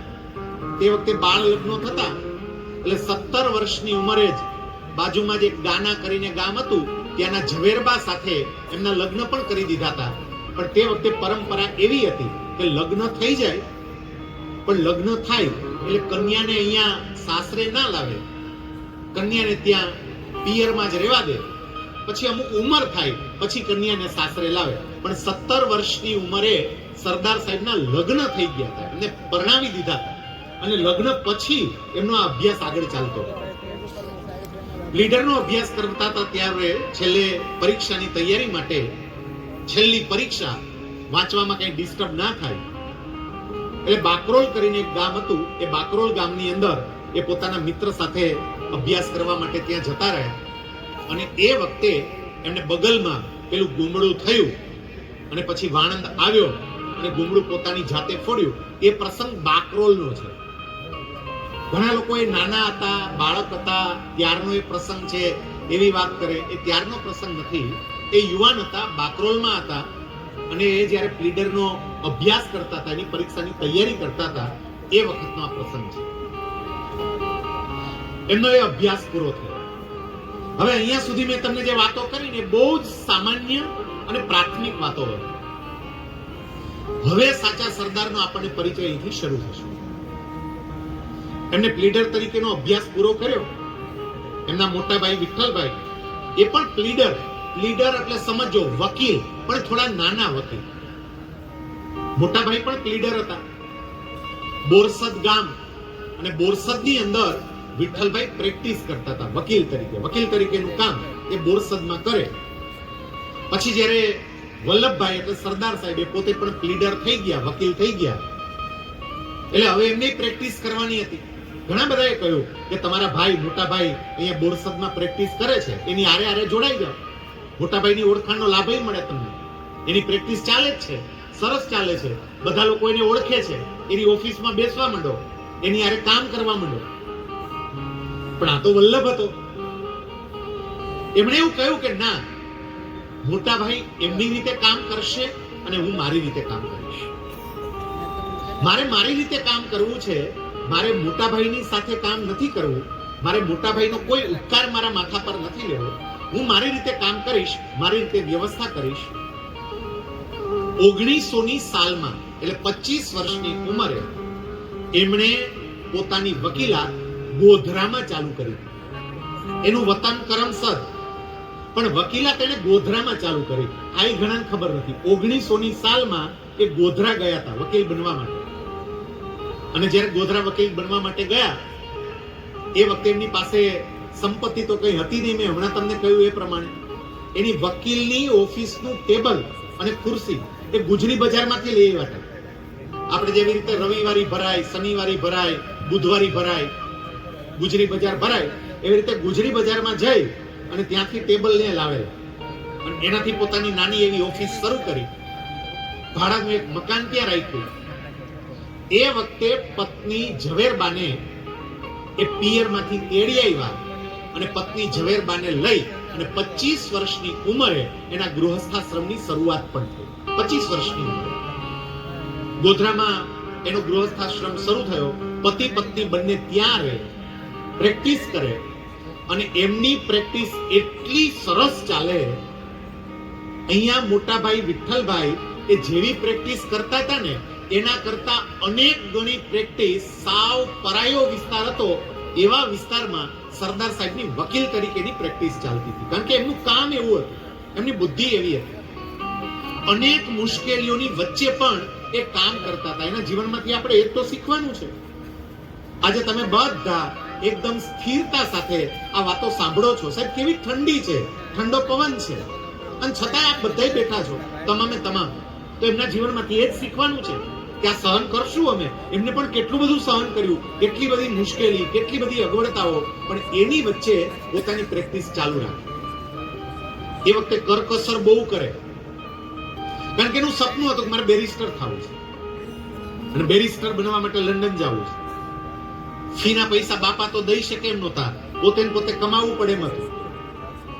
એટલે કરકસર બહુ જ કરતા. ફી સારી એવી લેતા, આવક સારી એવી થતી, પણ સાથે સાથે કરકસર કરતા. એમની નિડરતા કેવી હતી હું તમને કહું. કોર્ટમાં જ્યારે વકીલ દલીલ કરવા માટે આવે ત્યારે વકીલે કોટ પહેરવો પડે, એને કોલર બાંધવું પડે. કોલર હોય, તમે વકીલને જોવો ને તો અહીંયા કોલર લગાવેલું હોય, અંદર પટ્ટો જેવું કહીએ ને એ તમે જોયું હશે, આમ પિક્ચરમાં તમે જોયું હોય. ગળામાં પહેર્યું હોય અને બે ભાગ આમ નીકળતા હોય અને એની ઉપર કોટ પહેર્યો હોય. એટલે કોલર પહેરવા માટે શું કરવું પડે? ઉપરનું બટન બંધ કરવું પડે. એટલે ઉપરનું બટન બંધ કરવાનું, પછી કોલર પહેરવાનું, એની ઉપર કોટ પહેરવાનો, પછી તમારે કોર્ટમાં દલીલ કરવાની. એ કોર્ટની અંદર, ગોધરા કોર્ટની અંદર જજ એવા હતા કે તાપ બહુ હોય, ગરમી બહુ હોય ને કદાચ કોઈ વકીલે એ ગરમીને કારણે કોટ પહેરેલો ન હોય કે કોલર પહેરેલું ન હોય અને જો કોઈ દલીલ કરે તો આ વકીલ એની દલીલ સાંભળે, પેલા જજ એની દલીલ સાંભળે. વકીલે જે દલીલ કરવી હોય કરે, જે બોલવું હોય બોલે, એ સાંભળે જ નહીં, જવાબ જ ન આપે, એક બાજુ બેસી રહે, આમ એક બાજુ ટૂંકમાં જોયા કરે. એટલે સામેવાળાને સમજાય છે કે મારી કઈ ભૂલ છે, અને પછી કે ખરા ટકોર કરે, તમે કોટ નથી પહેર્યો, તમે કોલર નથી પહેર્યો. એ જજ છે ને નિયમના બહુ ચુસ્ત હતા. એક વખત બહુ ગરમી હશે, એટલે જજ પોતે એને ગાઉન પહેરીને આવવાનું હોય. જજ જે આવે આપણે જોયા છે, એને ગાઉન પહેરવાનું હોય. તો જજ જે ગાઉન પહેરીને આવવાનું હોય, ગાઉન પહેરીને નહીં આવે, એમને બેઠા. અને એ જ વખતે સરદાર સાહેબનો એક કેસ વકીલ તરીકે આવ્યા. આ જજે કહ્યું કે મિસ્ટર પટેલ, તમારે જે કહેવાનું હોય એ કહેવાનું ચાલુ કરો. તો કઈ બોલે જ નહીં, એમ જોયા કરે સરદાર સાહેબ એની સામે. પાછું કે મિસ્ટર પટેલ, તમને કહું છું ચાલુ કરો. એટલે એટલું બોલ્યા, પણ જજને તો આવવા દો, જજ વગર હું કેવી રીતે ચાલુ કરું દલીલ? જજ ક્યાં ખુરશી ઉપર બેઠો તમને નથી દેખાતો? વલ્લભભાઈ કે પણ તમારો ગાઉન તો નથી દેખાતો, અને ગાઉન વગરના જજની સામે મારે દલીલ કેવી રીતે કરવી? જજને તરત સમજાઈ ગયું કે આ મૂકશે નહીં, એટલે તરત એ નીચે ઉતરી ગયા, પોતાની ચેમ્બરમાં ગયા. ચેમ્બરમાં જઈ અને ગાઉન પહેરીને આવ્યા, અને પછી એની સામે વલ્લભભાઈએ દલીલો કરી છે. સરદાર સાહેબે પછી દલીલો કરી. ત્યાં સુધી એની સામે કોઈ દલીલો પણ ના કરી. એ જજને પણ કહી શકતા હતા, એ કલેક્ટરને પણ કહી શકતા હતા. એક વખત એક રેવન્યુનો કેસ હતો, જમીન મહેસૂલને લગતો કેસ હશે. કલેક્ટર કચેરીની અંદર એની મુદત હતી, એટલે મુદત માટે ગયા. હવે એ વખતે બ્રિટિશ રાજ ચાલતું હતું. એમાં કલેક્ટર ખબર નહીં, હવે આ પ્રસંગમાં લખ્યું છે એટલે હું કહું છું, જે વાંચેલું છે એ હું તમને કહું છું કે કલેક્ટર સાહેબ એમણે દારૂ પીધેલું અને એમને ખબર પડી કે આજે રજૂઆત કરવા વલ્લભભાઈ આવે છે. હવે કલેક્ટર એનાથી બીવે કે હારું મેં દારૂ પીધો છે અને એ આવે છે. એટલે કલેક્ટરે શું કર્યું એના શિરસ્તેદાર હતા. એ શિરસ્તેદારને એવું કીધું, કેસ તમે ચલાવી લ્યો, જાઓ આજ તમે બે તમે કેસ ચલાવી લો. એટલે પછી વલ્લભભાઈને અંદર બોલાવ્યા. એ અંદર ગયા, જોયું તો શિરસ્તેદાર હતા. સરદાર સાહેબે તરત પૂછ્યું કે જજ સાહેબ ક્યાં? આ શિરસ્તેદાર છે, પેલા કલેક્ટર સાહેબ. કલેક્ટર ક્યાં? કલેક્ટર સાહેબ નથી. કેમ? એ કે આમને સત્તા આપી છે, અત્યારે બીજા કામમાં વ્યસ્ત છે ને, એટલે મને એવું કીધું છે કે કેસ ચલાવી. સાહેબ વકીલ તરીકે જે જવાબ આપે છે એ કે કોઈ પણ કલેક્ટર પોતાના વહીવટી કામ નીચેની વ્યક્તિને સુપ્રત કરી શકે, ન્યાયિક કામ સુપ્રત ન કરી શકે. ન્યાયિક કામ કલેક્ટરે જ કરવું પડે. આ ન્યાયિક કામ છે, આ વહીવટી કામ નથી. કલેક્ટર હોય તો જ હું મારી રજૂઆત કરીશ, નહીતર મારી રજૂઆત નહીં કરું. અને કલેક્ટર હાજર નથી એવું મને લેખિત આપો. પછી ઓલો શિરસ્તેદાર અંદર ગયો. એ કે થોડી વાર બેહો. ચેમ્બરમાં બેઠેલા કલેક્ટરને અંદરની જે એન્ટી ચેમ્બર હોય ત્યારે એમાં બેઠાઈ છે કે આ માને એમ નથી સાહેબ. પછી કલેક્ટરે બીતા બીતા આવ્યા, થોડુંક અંતર રાખીને બધી વાતો કરી અને ફટાફટ એને કેસ પૂરો કર્યો. પણ આ એવું વ્યક્તિત્વ હતું કે જે કલેક્ટરને પણ મોઢા મોઢ કહી શકતા હતા. કલેક્ટરને પણ કહી દે, એની પણ બિલકુલ કોઈ સંકોચ નહીં. જે સાચી વાત હોય એ બે ધડકપણે કહી દેવાની, કોઈ ભય નહીં રાખવાનો, કોઈ સંકોચ નહીં રાખવાનો. સામે કોઈ કઈ વ્યક્તિ છે એ જોવાનું નહીં, જે સાચું છે એ કહેવાનું. અને એ કહેવામાં બીક છે. એટલે જે સાચી વાત છે એ સાચી વાત એ સ્પષ્ટપણે કહી દેતા. સાહેબ એમની જે વકીલાત ચાલતી હતી ગોધરામાં, એમને એક મિત્ર હતા એ વખતે. તમે જોજો દરેક રોલ એ કેવી સરસ રીતે નિભાવે છે. એમનું નામ રામજીભાઈ. ગોધરામાં જ એમનો પરિચય થયેલો, એમની જોડે સારી મૈત્રી. અને રામજીભાઈને પ્લેગ થયો. પ્લેગ ને પ્લેગનો રોગ ચેપી રોગ કહેવાય.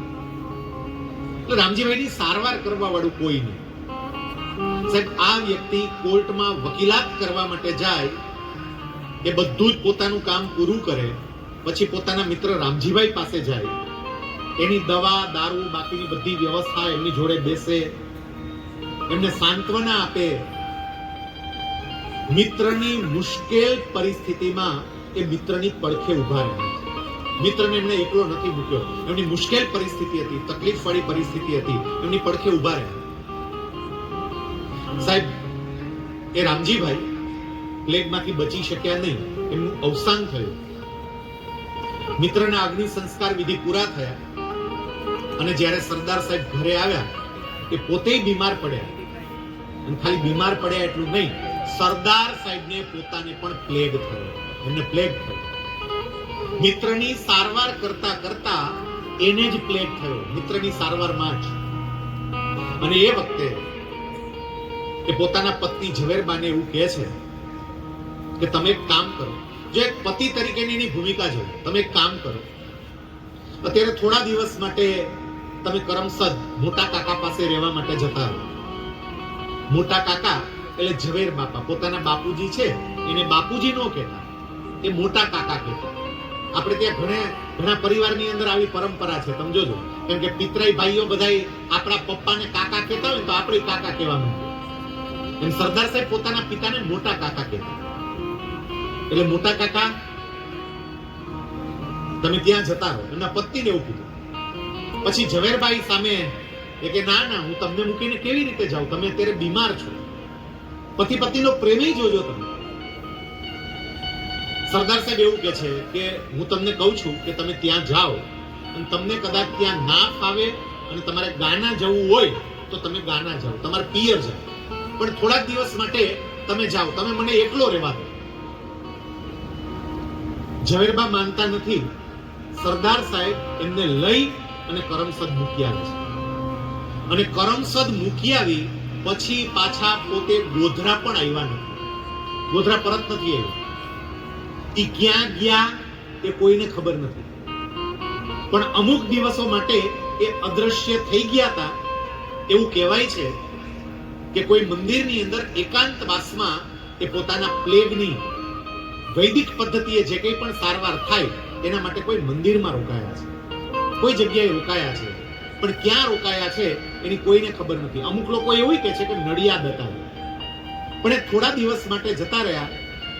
ભગવાનની કૃપા કે એમને પ્લેગનો રોગ સારો થઈ ગયો અને એમાંથી હેમખેમ એ પાછા આવી ગયા અને પછી ઝવેરબાને એ ફરીથી પાછા ગોધરા લઈ આવ્યા અને ગોધરા એમની પ્રેક્ટિસ એ પાછી ચાલુ થઈ.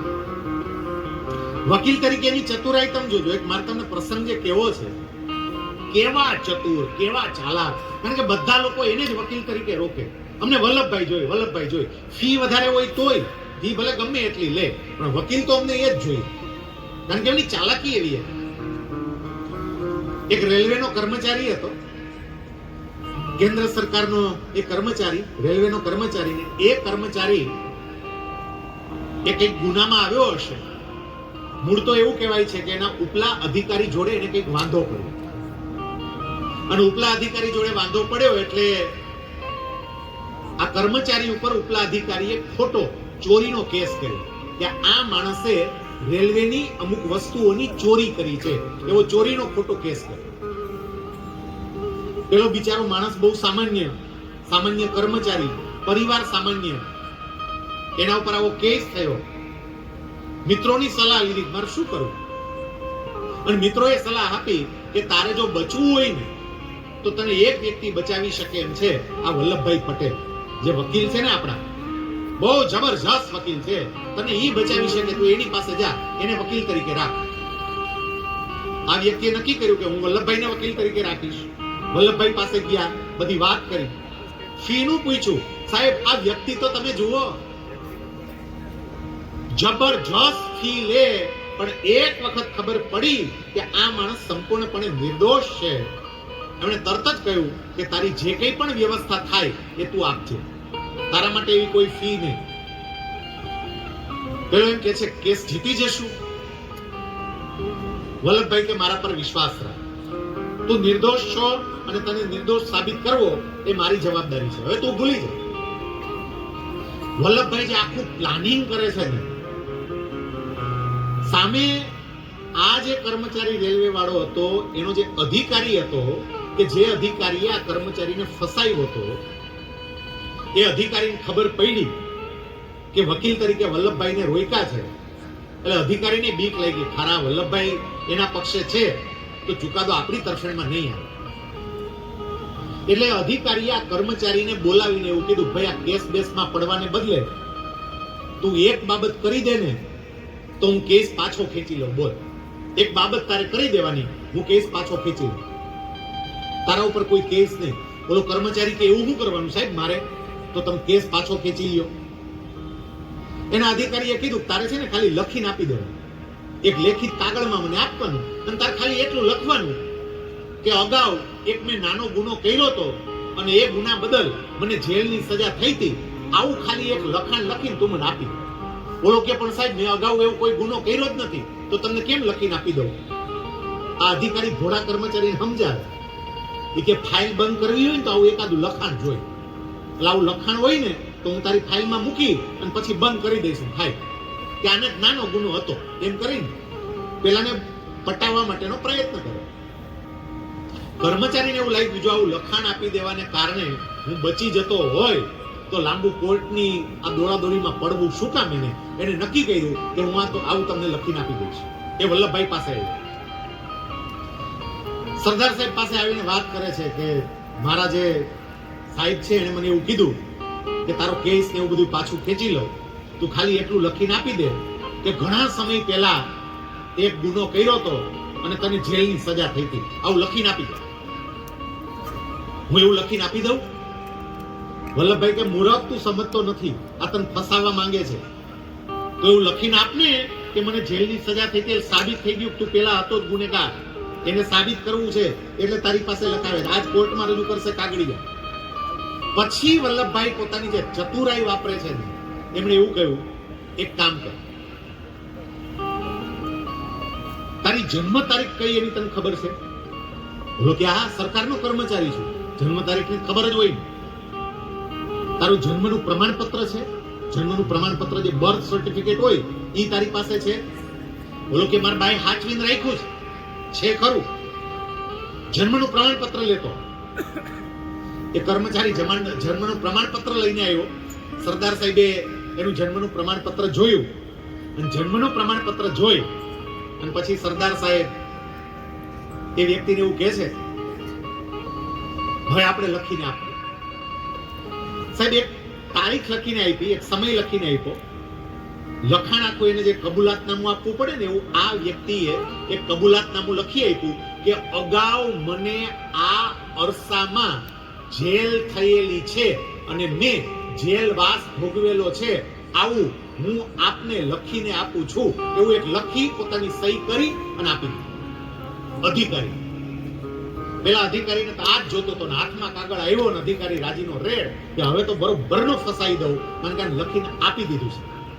કોર્ટમાં કેસ હતો, પાછો ખેંચવાની વાત હતી. પાછો ખેંચવાનું તો એક બાજુ રહ્યું, કોર્ટમાં આ કર્મચારીની વિરુદ્ધમાં વધારે પુરાવો રજૂ કર્યો કે આને અત્યારે ચોરી નથી કરી, આ ચોરી કરવાના સ્વભાવ વાળો છે, પેલા એને ઓલરેડી આવી ગુનાહિત પ્રવૃત્તિ કરી છે અને ગુનાહિત પ્રવૃત્તિ બદલ જ એને જેલની સજા થઈ છે અને આ રહ્યું એનું કબૂલાતનામું. એમ કરીને કબૂલાતનામું આપ્યું, જજ પાસે કબૂલાતનામું. સામે પક્ષના વકીલ તરીકે વલ્લભભાઈ, જજે તરત વલ્લભભાઈને કહ્યું, તમારે કઈ કહેવાનું ભાઈ આમાં, આ બાબતમાં તમારે કઈ બોલવાનું હોય કયો. વલ્લભભાઈ એવું કહે છે કે હા સાહેબ કહેવાનું, બોલો. એ કે સાહેબ જરાક એની અંદર જે જન્મ તારીખ છે ને, જે તમને પેલું આપણે તમને જે કબૂલાતનામું આપ્યું છે, એ કબૂલાતનામું જરા વાંચો, કયા સમયનું છે. એટલે કબૂલાતનામું વાંચ્યું ને કબૂલાતની અંદર એક સમય હતો. પછી વલ્લભભાઈ એવું કહે છે કે હવે જરાક જે આરોપી છે એ આરોપીને પૂછો સાહેબ કે એને જે જેલની સજા થઈ છે એ સજા કઈ થઈ છે. એટલે આરોપીને પેલા કઠેરામાં બોલાવવામાં આવે ને, કઠેરામાં બોલાવવામાં આવ્યો અને પછી જજે એને પૂછ્યું, ભાઈ તને જેલની સજા થઈ જ છે ને? તો કે આ થઈ છે. આ લખીને તે આપ્યું છે એ જ આપ્યું છે? તો આ મેં જ આપ્યું. આ સમય છે એ બરોબર છે? તો કે આ સાહેબ બરોબર છે, એ જ સમય થઈ છે. શેની સજા થઈ હતી, કયા ગુનામાં થઈ હતી? અને એ વખતે વલ્લભભાઈ એને જે શીખવાડ્યું હતું ને પેલા ને એ જ બધું બોલે છો. કયા ગુનાની સજા થઈ હતી? કે સાહેબ તમને જે ગુનાની સજા થઈ ને એ જ ગુનાની સજા મને થઈ હતી. જજ કે મને શું બોલે જ ભાઈ તું? એ કે સાહેબ તમને, મને, આ વકીલ સાહેબને, અહીંયા બેઠેલા બધાઈને જે ગુનાની સજા થઈ એ જ ગુનાની સજા મને થઈ હતી ને એટલે જ હું જેલમાં ગયો હતો. જજ કે તું શેની વાત કરે છે? અને એ વખતે આવડો આ રેલવેનો કર્મચારી જજને એવું કહે છે કે સાહેબ માના પેટમાં 9 મહિના રહેવા માટેની મને જે સજા થઈ હતી ઈ જેલની સજાનું મેં આમાં લખ્યું, જેમાં સમયગાળો જુઓ. અને પછી વલ્લભભાઈએ એના જન્મનું પ્રમાણપત્ર પેલા કર્મચારીનું જજ પાસે મોકલાયું કે આનું જન્મનું પ્રમાણપત્ર જુઓ, એમાં જે સમય છે ને ઈ જ સમય આમાં લખેલો છે. આમાં જેલની સજાની જે વાત છે એ માતાના ગર્ભમાં રહેવાનો સમય છે. અને ઓલો અધિકારી એ કે મેં સમય તો જોયો જ નહીં, ઉતાવળમાં સીધો કાગળિયો જ આપી દીધો. સાહેબ એની બુદ્ધિ તમે જુઓ, એક જ મુદતની અંદર કેસનો ફેસલો અને પેલી વ્યક્તિને નિર્દોષ જાહેર કરી દીધો કે આ માત્ર ને માત્ર ફસાવાનું કાવતરું છે. જો આવી રીતે એમની પાસેથી લેખિત લેવામાં આવતું હોય, એવો પ્રયત્ન કરવામાં આવતો હોય તો ચોરીનો આક્ષેપ પણ એના ઉપરનો ખોટો જ હોય અને સાબિત કરી દીધું છે. એટલું બુદ્ધિપૂર્વક એ કામ કરતા હતા. 1903 સુધી, હવે સાંભળજો, 1903 સુધી 3 વર્ષ એમણે ત્યાં ગોધરામાં પ્રેક્ટિસ કરી. પછી અહીંયા બોરસદની અંદર મોટાભાઈ વિઠ્ઠલભાઈ પ્રેક્ટિસ કરતા હતા. પણ વિઠ્ઠલભાઈએ સરદાર સાહેબને એક પત્ર લખ્યો ગોધરા, પોતાના નાના ભાઈને. અને પત્રમાં એવું લખે છે કે વલ્લભ, અહીંયા બોરસદની અંદર મેજિસ્ટ્રેટ, મામલતદાર અને એક એન્જિનિયર, આ 3 જણાની ત્રિપુટી મને હેરાન કરે છે. વલ્લભભાઈ પાસે પત્ર આવ્યો એટલે વલ્લભભાઈ સીધા બોરસદ મોટાભાઈને મળવા માટે આવ્યા કે મોટાભાઈ તમને શું હેરાન કરે, શું તકલીફ છે? વિઠ્ઠલભાઈ બધી વાત કરે છે કે એક મામલતદાર હતા, એ મામલતદારે અગાઉ ખોટા કામ કરેલા હશે, એની મને ખબર પડી, એટલે એમના વિશે મેં ઉપર અરજી કરી અને એ અરજી ગઈ એટલે એનો ખાર રાખીને હવે આ લોકો મને હેરાન કરી રહ્યા છે. આ 3 મોટા અધિકારી છે બોરસદના, એટલે 3 મને હેરાન કરે છે. વિચારજો તમે કે જે વ્યક્તિની ધીકતી પ્રેક્ટિસ હતી ને, કેટલાને ખબર નથી, ધીકતી પ્રેક્ટિસ ગોધરામાં કોઈને બીટ ના કરી શકે એ વ્યક્તિ પોતાના મોટા ભાઈ માટે ગોધરા છોડી અને બોરસદની અંદર આવી જાય છે કે ભાઈ હું તમારી સાથે છું, હું તમારી હારે આવીશ. કોની તાકાત છે કે તમને હેરાન કરી શકે? ગોધરા છોડી દીધું અને 1903 પછી એ બોરસદ આવી ગયા પ્રેક્ટિસ કરવા માટે. એ બોરસદ પ્રેક્ટિસ કરતા હતા. પ્રેક્ટિસ પાછું એવી રીતે કરે, એને ત્રણેયને પેલાને સાણચીમાં લેવાતા. બંને ભાઈની ઓફિસ જુદી, બંને ભાઈના કામ જુદા, બંને વચ્ચે બોલવાનું ઓછું. બાર લોકોને કદાચ એવું જ લાગે કે આ બે વચ્ચે હરીફાઈ ચાલતી હશે. લોકોને ક્યાં ખબર હતી કે એકના માટે બીજો બલિદાન આપવા માટે અહીંયા આવી ગયો છે. એ વખતે મામલતદાર એક કેસમાં ફસાણા. મામલતદારને પોતાને વકીલ રાખવા હતા અને વકીલ તરીકે એમને વલ્લભભાઈ યાદ આવ્યા કે આ વકીલ કામમાં બહુ સારા છે, એ વલ્લભભાઈને મળવા માટે ગયા અને વલ્લભભાઈને એવું કહ્યું કે મારે વકીલ તરીકે તમને રાખવા છે. મોટા ભાઈ પ્રત્યેનો પ્રેમ જોજો અને કેવી રીતે એનો બદલો લે છે એ જોજો, જેનું અપમાન કરે છે. વલ્લભભાઈ એ વખતે પેલા મામલતદાર જે મળવા માટે આવ્યા, મામલતદાર એકલા નહોતા ગયા, મામલતદારે હતા, મેજિસ્ટ્રેટ હતા, પેલો એન્જિનિયર હતો, ત્રિપુટી હારે જ રહેતી. સાંજે ઘરે મળવા માટે ગયા અને એ વખતે વલ્લભભાઈ એવું કહે છે કે તમારો કેસ 100% હું લઈશ, પણ એક કામ કરો, મારા મોટા ભાઈ પાસે જાઓ અને એમની ભલામણ ચિઠ્ઠી લખાવીને લાવો. એ ભલામણ ચિઠ્ઠી લખી આપે ને તો હું કામ હાથ ઉપર લઈશ, નહીતર કામ હાથ ઉપર નહીં. એમની પાસે ભલામણ ચિઠ્ઠી. હવે જેને હેરાન કરતા હતા એની પાસે ભલામણ ચિઠ્ઠી લખાવા જવાનું થાય, શું પરિસ્થિતિ થાય? ગયા, જવું પડે એમ હતું. ત્યાં માફી માંગી હશે વિઠ્ઠલભાઈને. વિઠ્ઠલભાઈએ લખી આપી ભલામણ ચિઠ્ઠી કે હું આ ત્રણેયને તમને ભલામણ કરું છું, અને ભલામણ ચિઠ્ઠી લઈને આવ્યા. વિઠ્ઠલભાઈએ જ્યારે ભલામણ ચિઠ્ઠી લખી હશે ત્યારે એને કેટલો આનંદ થયો હશે કે મારા ભાઈએ મારા માટે શું કર્યું. આ ત્રણ જણા જે મને હેરાન કરતા હતા મારી સામે અત્યારે ભલામણ લખાવા આવ્યા છે, મારી સામે બેઠા. સાહેબ, એક ભાઈ માટે શું કરી શકે તમે જોઈ શકો. આ એ જ વિઠ્ઠલભાઈ હતા, સમજો, આ એ જ વિઠ્ઠલભાઈ હતા જ્યારે વલ્લભભાઈ નાના હતા, ખેતી કરતા હતા, ભણવાનો મેળ નહોતો ખાતો, ત્યારે ગાંડો બળદ એમ કહીને બોલાવતા હતા. પણ જ્યારે તક મળી ત્યારે વલ્લભભાઈએ સામે એમ નથી કહ્યું, ભાઈ તમે કાગળ લખીને એમ કહો કે આ ત્રણ જણા હેરાન કરે તો ભાઈ યાદ આવે છે તમે મને ગાંડો બળદ કહેતા હતા, આવું યાદ આવે છે કઈ? કશું જ નહીં. પોતાના ભાઈ માટે આવી ગયો. 2005 સુધી એમને ત્યાં 2 વર્ષ પ્રેક્ટિસ કરી. આ 5 વર્ષ 2005 બોલાઈ ગયા. 1905 સુધી એમને ત્યાં પ્રેક્ટિસ કરી.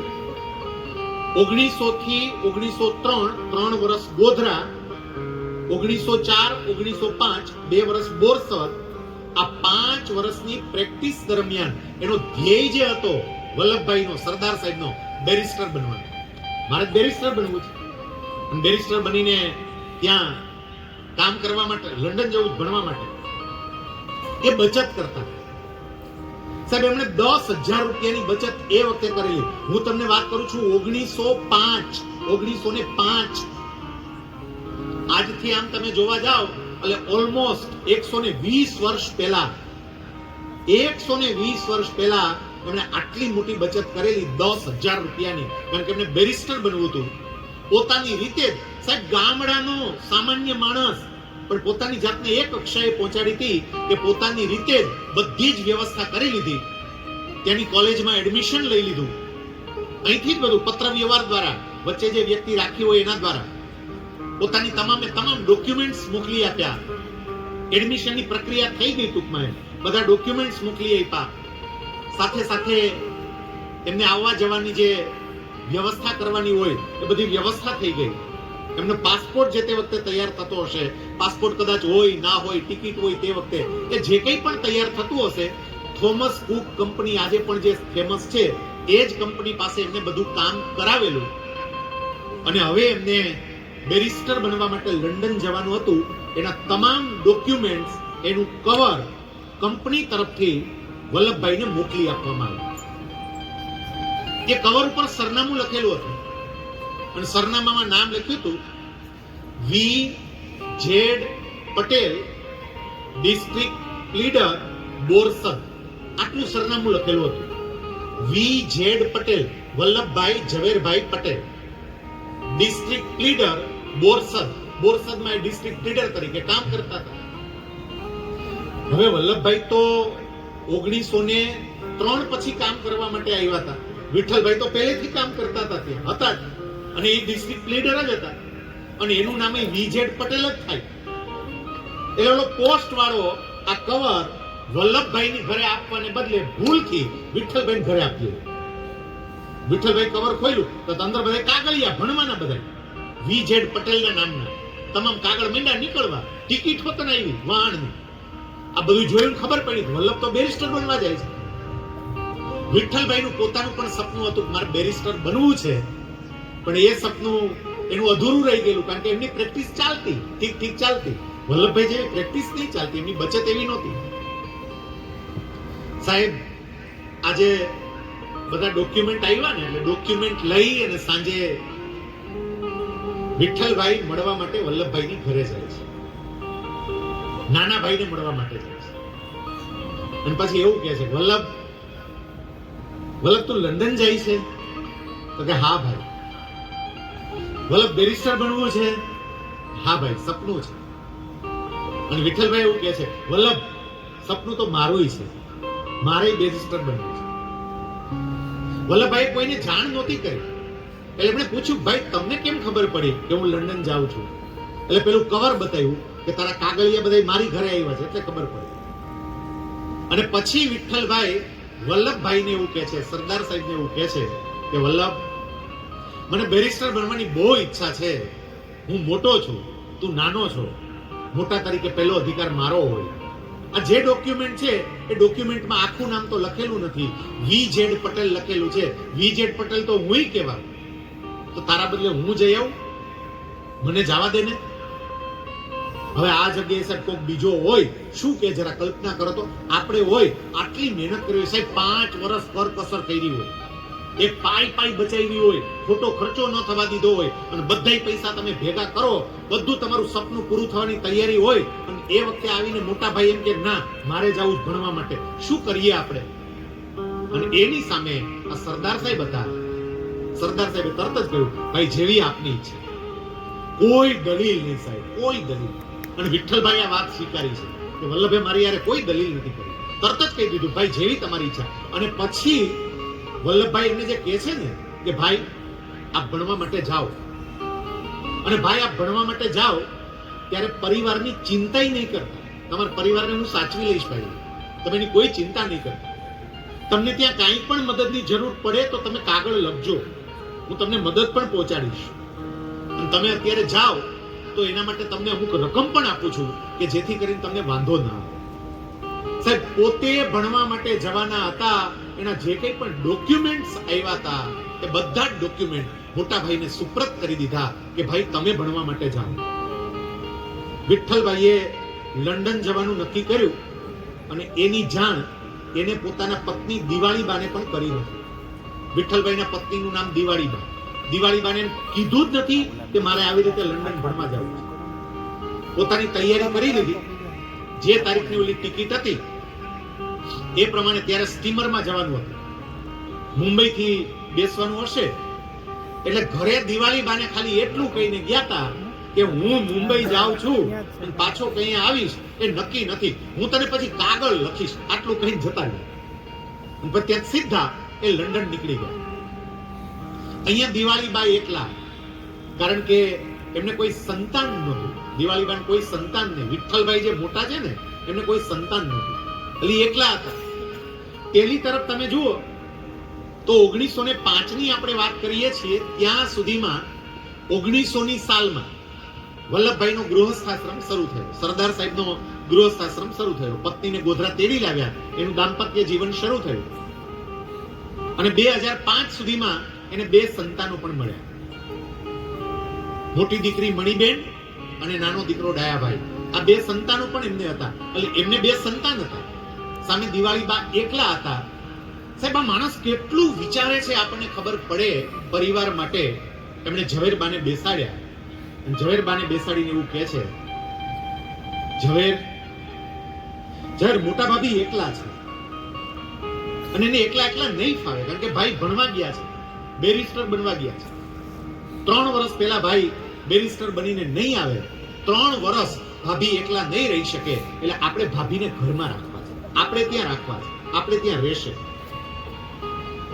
વલ્લભભાઈ પોતાના પત્નીને એવું કે છે, એટલું યાદ રાખજે કે મોટા ભાભી છે, અને મોટા ભાભી છે ને એટલે બાની કક્ષાએ છે, એને બાની જેમ સાચવજો.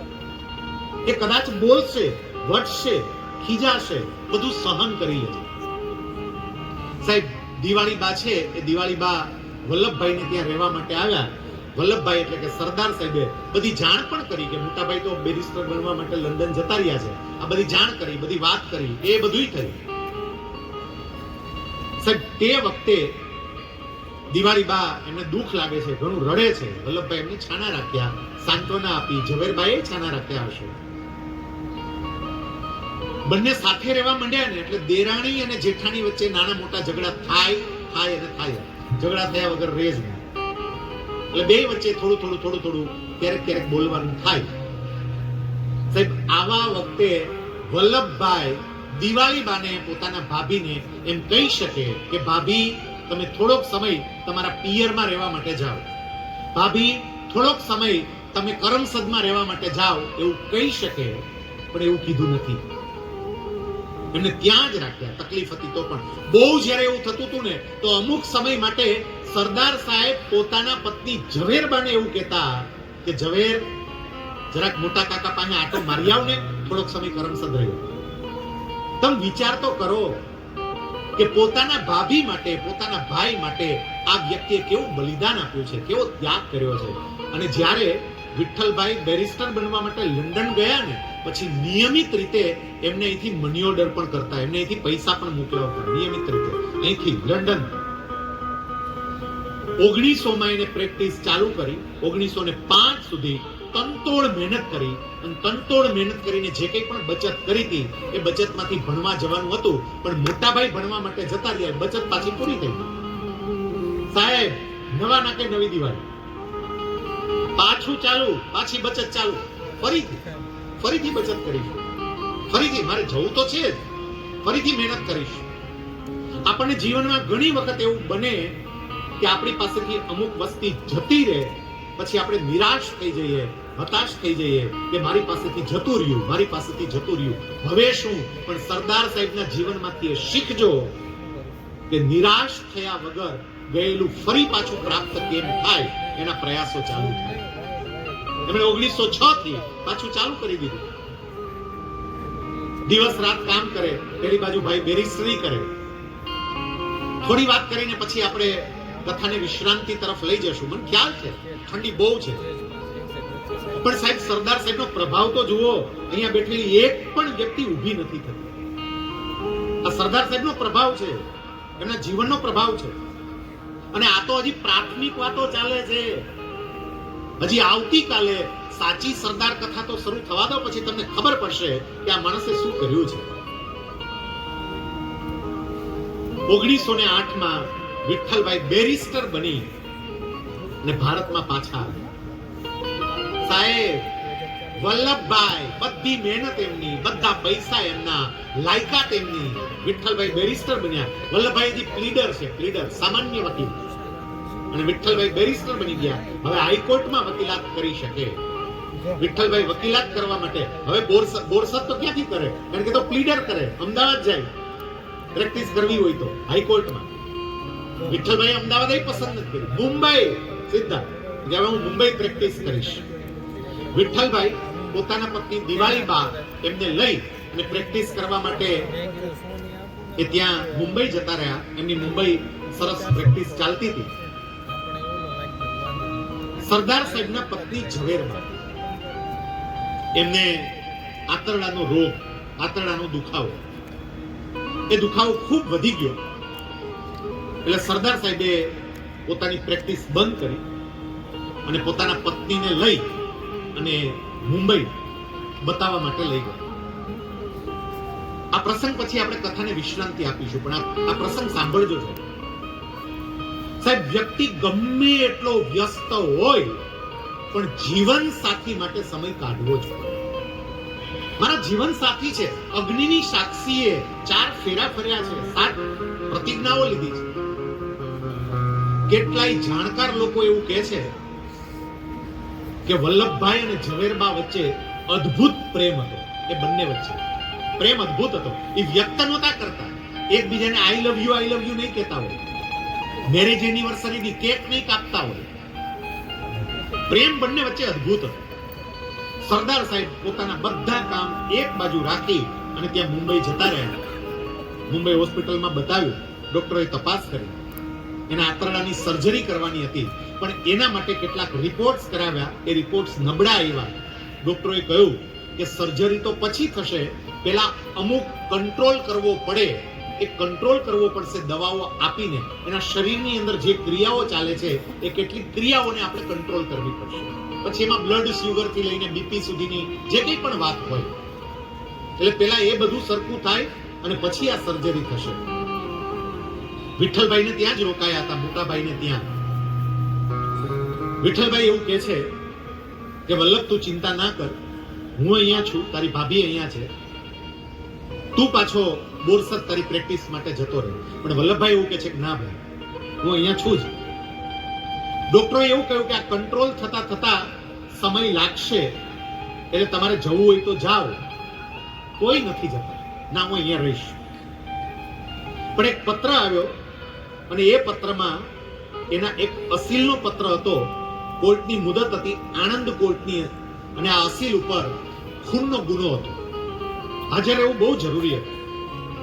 ડોક્ટર સાથે વલ્લભભાઈ ચર્ચા કરે છે કે હું કદાચ આ આણંદ કોર્ટ કેસમાં કે હમણાં ઓપરેશન શક્ય નથી, એટલે તમારે જવું હોય તો તમે જાઓ, અઠવાડિયા પછી આવજો, કોઈ વાંધો નથી. સાહેબ વલ્લભભાઈ આણંદ આવે છે અને આણંદ આવીને પોતાના જે અસીલનો આખો જે કેસ હતો એ કેસ પોતાના હાથમાં લીધો. આખું બધું સમજ્યા. કોર્ટમાં દલીલો ચાલે છે. આપણને બધાને આ ખબર હશે, ઘણા બધા આ પ્રસંગ સાંભળ્યો હશે. કોર્ટમાં દલીલો ચાલે છે. પોતાના અસીલને બચાવવા માટે આ બરોબરની જોરદાર અને ધારદાર દલીલો કરે છે. અને એમાંય ઉલટ તપાસ ચાલતી હતી. સામેવાળી વ્યક્તિ જે હોય ને એની ઉલટ તપાસ થાય, એ ઉલટ તપાસ ચાલતી હતી. બરાબર ઉલટ તપાસ ચાલતી હતી ને એ વખતે એક વ્યક્તિએ કોર્ટ રૂમમાં પ્રવેશ કરી ચાલુ દલીલે સરદાર સાહેબને અટકાવીને, વલ્લભભાઈને અટકાવીને એના હાથમાં એક તાર આપ્યો. ત્યારે મોબાઈલ ફોન તો હતા નહીં, એટલે તાર મોકલવામાં આવે. અગત્યના સંદેશા હોય તાર દ્વારા મોકલવામાં આવે. તાર આપ્યો. એમણે તાર વાંચ્યો. તાર વાંચી તારને ભેગો કરી પોતાના ખિસ્સામાં મૂકી દીધો અને ફરી પાછી ઉલટ તપાસ શરૂ થઈ. સાહેબ બધું પૂરું થયું, આખો કેસ પૂરો થયો. જજે પણ જોયું કે કંઈક કાગળ આવ્યો તો અને ખિસ્સામાં નાખ્યો. મુદત પૂરી થઈ. કાર્યવાહી પૂરી થઈ અને પછી પૂછ્યું કે આ કાગળ શેનો હતો, પત્ર શેનો હતો, તમે જે ખિસ્સામાં નાખ્યો હતો? એટલે કહ્યું કે અગત્યનો તાર આવ્યો તો એ હતો. શેનો તાર હતો? અને એ વખતે વલ્લભભાઈ જવાબ આપે છે કે મારા પત્ની ઝવેરબા હવે આ જગતમાં નથી. પત્નીના અવસાનનો તાર હતો. વલ્લભભાઈ અહીંયા આવ્યા અને ત્યાં મુંબઈની અંદર ઝવેરબાની તબિયત અચાનક બગડી. હોસ્પિટલાઇઝ કર્યા. ડોક્ટરે કહ્યું કે તાત્કાલિક સર્જરી કરીએ. એ સર્જરી કરવા ગયા અને એમાં બાકીનું કંટ્રોલ ન થઈ શક્યું અને ઝવેરબા મૃત્યુ પામ્યા. અહીંયા કોર્ટમાં દલીલ ચાલે છે. તાર આવ્યો. સાહેબ એમને એ વાંચ્યો. પૂરી સભાનતા સાથે, કોઈ પણ જાતના શોક વગર આપણે બધી જ દલીલો કરી. કલ્પના તો કરો કે જીવન સાથી અને એમાંય કોઈ સામાન્ય નહીં સાહેબ, જેને તમે દિલથી ચાહતા હોય, જેને તમે પ્રેમ કરતા હોય, એવા તમારા જીવન સાથી, તમારા સંગાથી તમારો સાથ છોડી અને જતા રહે અને તમે આવી દલીલ કરી શકો, એટલે જ એ સરદાર.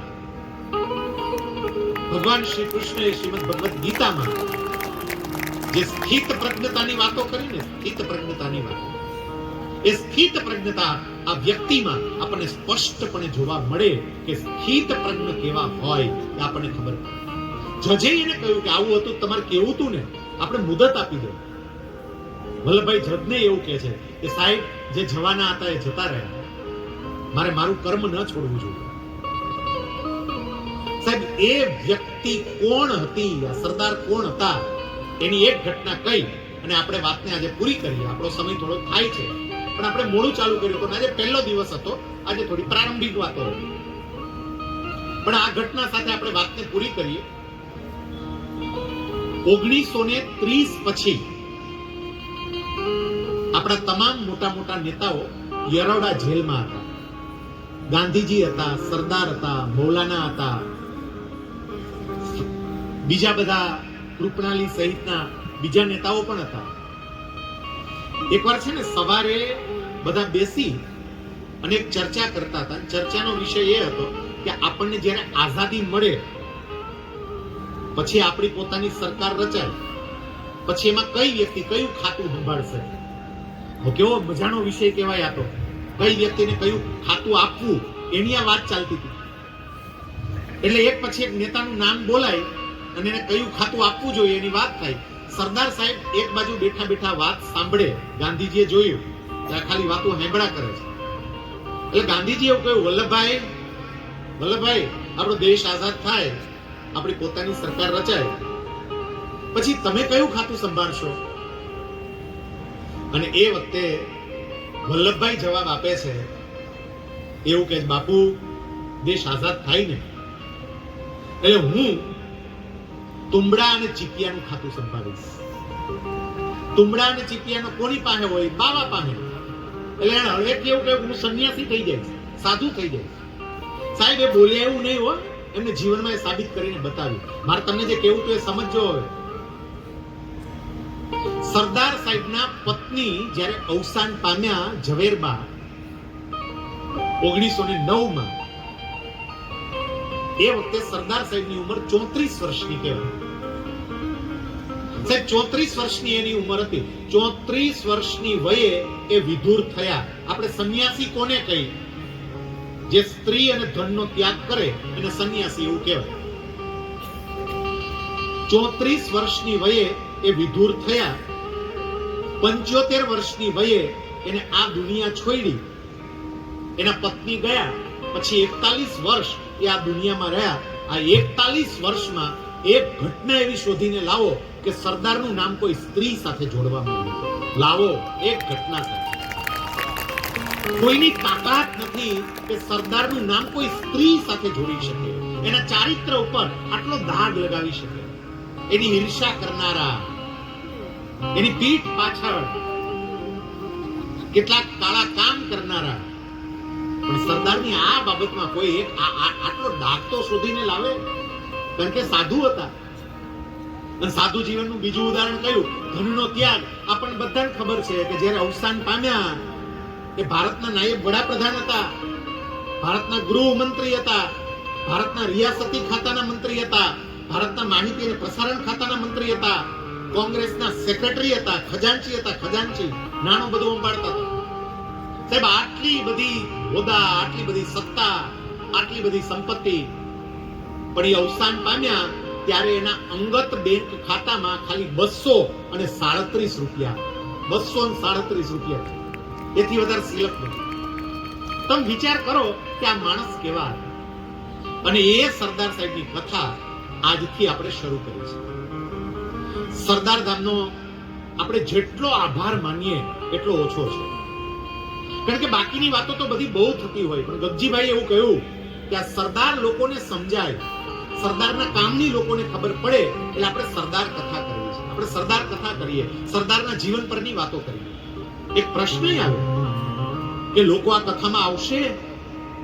કારણ કે આ કથામાં તો ગાવાનું ન આવે, નાચવાનું ન આવે, આમાં ત્રાસય ન આવે. બહેનોને ત્રાસ હોય મજા આવે. આમાં રાસ ન હોય, ગાવાનું ન હોય, નાચવાનું ન હોય, રૂક્ષ્મણી વિવાહ ન આવે, નંદોત્સવ ન આવે, કઈ ન આવે. આમાં વાતો જ આયલા કરે આવી. તો આમાં ફાવશે લોકોને? અને ગગજીભાઈએ જવાબ આપ્યો તો ગગજીભાઈ કે સરદારની વાતો આપણે મૂકવી છે. લોકો આવે કે લોકો ન આવે, આપણે વાતો મૂકવી છે. અને સાહેબ તમે આવ્યા,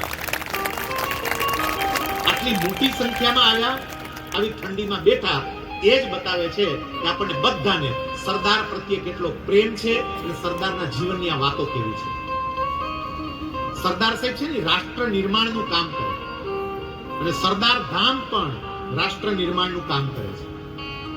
સરદાર સાહેબ શું કામ કરે છે, સરદાર ધામ શું કામ કરે છે, એની વાતો આપણે આવતીકાલની કથામાં લઈશું. મિત્રો, આપને સૌને ખાસ આજે હું પ્રાર્થના કરું છું કે આજે પહેલો દિવસ હતો. શરૂઆતમાં ઘણો સમય ગયો, કારણ કે કેટલીક પૂર્વ ભૂમિકા, કેટલીક પ્રારંભિક બાબતો એ આપણે લેવાની થાય. એટલે સ્વાગત પ્રવચન થાય, દીપ પ્રાગટ્ય થાય, પેલી કૃતિ પણ આવી. શરૂઆતમાં ઘણો બધો સમય લેવાયો અને પછી આપણે કથાનો પ્રારંભ કર્યો. એમાં પણ આજે પહેલા દિવસે માત્ર ને માત્ર સરદાર સાહેબના બાળપણની અને યુવાનીની જે વાતો હતી એ જ વાતો આવી છે. પણ આવતીકાલથી હવે સરદારનો સાચો પરિચય આપણને મળશે. એ પોતે બેરિસ્ટર બનવા માટે લંડન જાય છે, બેરિસ્ટર બનીને આવે છે, એની કેવી પ્રેક્ટિસ ચાલે છે, એ શું કરે છે, કેવી રીતે ગાંધીજી સાથે મુલાકાત થાય છે, અલગ અલગ પ્રકારના સત્યાગ્રહો, અને એમાંય આવતીકાલે જો શક્ય બને તો આપણે બારડોલીનો સત્યાગ્રહ કાલે જ લેવાનો છે.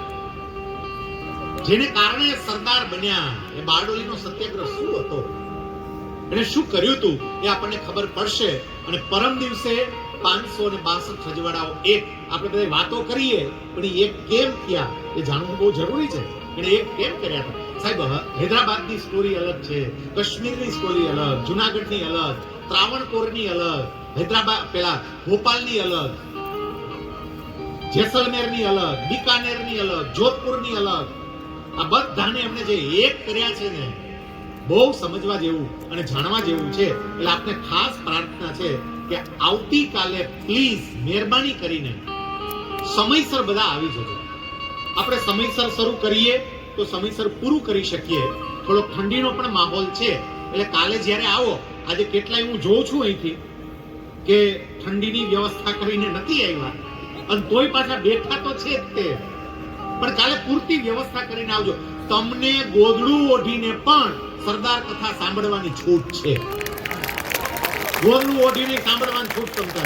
એટલે કોઈ બહુ ઠંડી લાગતી હોય ને તો ગોદડું લઈને આવજો, પણ કાલે સમયસર આવજો, બધા મિત્રોને સાથે લાવજો. અને આજની કથાને આજે આપણે અહીંયા સરદાર વંદના સાથે પૂર્ણ કરીએ. સરદાર સાહેબના ચરણોમાં આપણે એવી પ્રાર્થના કરીએ કે આપના જીવનને સમજવા માટે, આપના જીવનના પ્રસંગોને સમજવા માટે અમે આ પ્રયાસ આદર્યો છે. આપ અમને એવું બળ આપજો, એવી બુદ્ધિ આપજો, એવી શક્તિ આપજો કે અમે આ યાત્રામાં આગળ વધી શકીએ. આવતીકાલે આપના બધાની અમે સમયસર રાહ જોઈશું. મિત્ર મંડળ સાથે સૌ આવતીકાલે સમયસર પધારશો એવી પ્રાર્થના સાથે આજની આ કથાને આજે વિશ્રાંતિ આપીએ. જય સરદાર, જય સરદાર, જય સરદાર, જય સરદાર, જય સરદાર, જય સરદાર.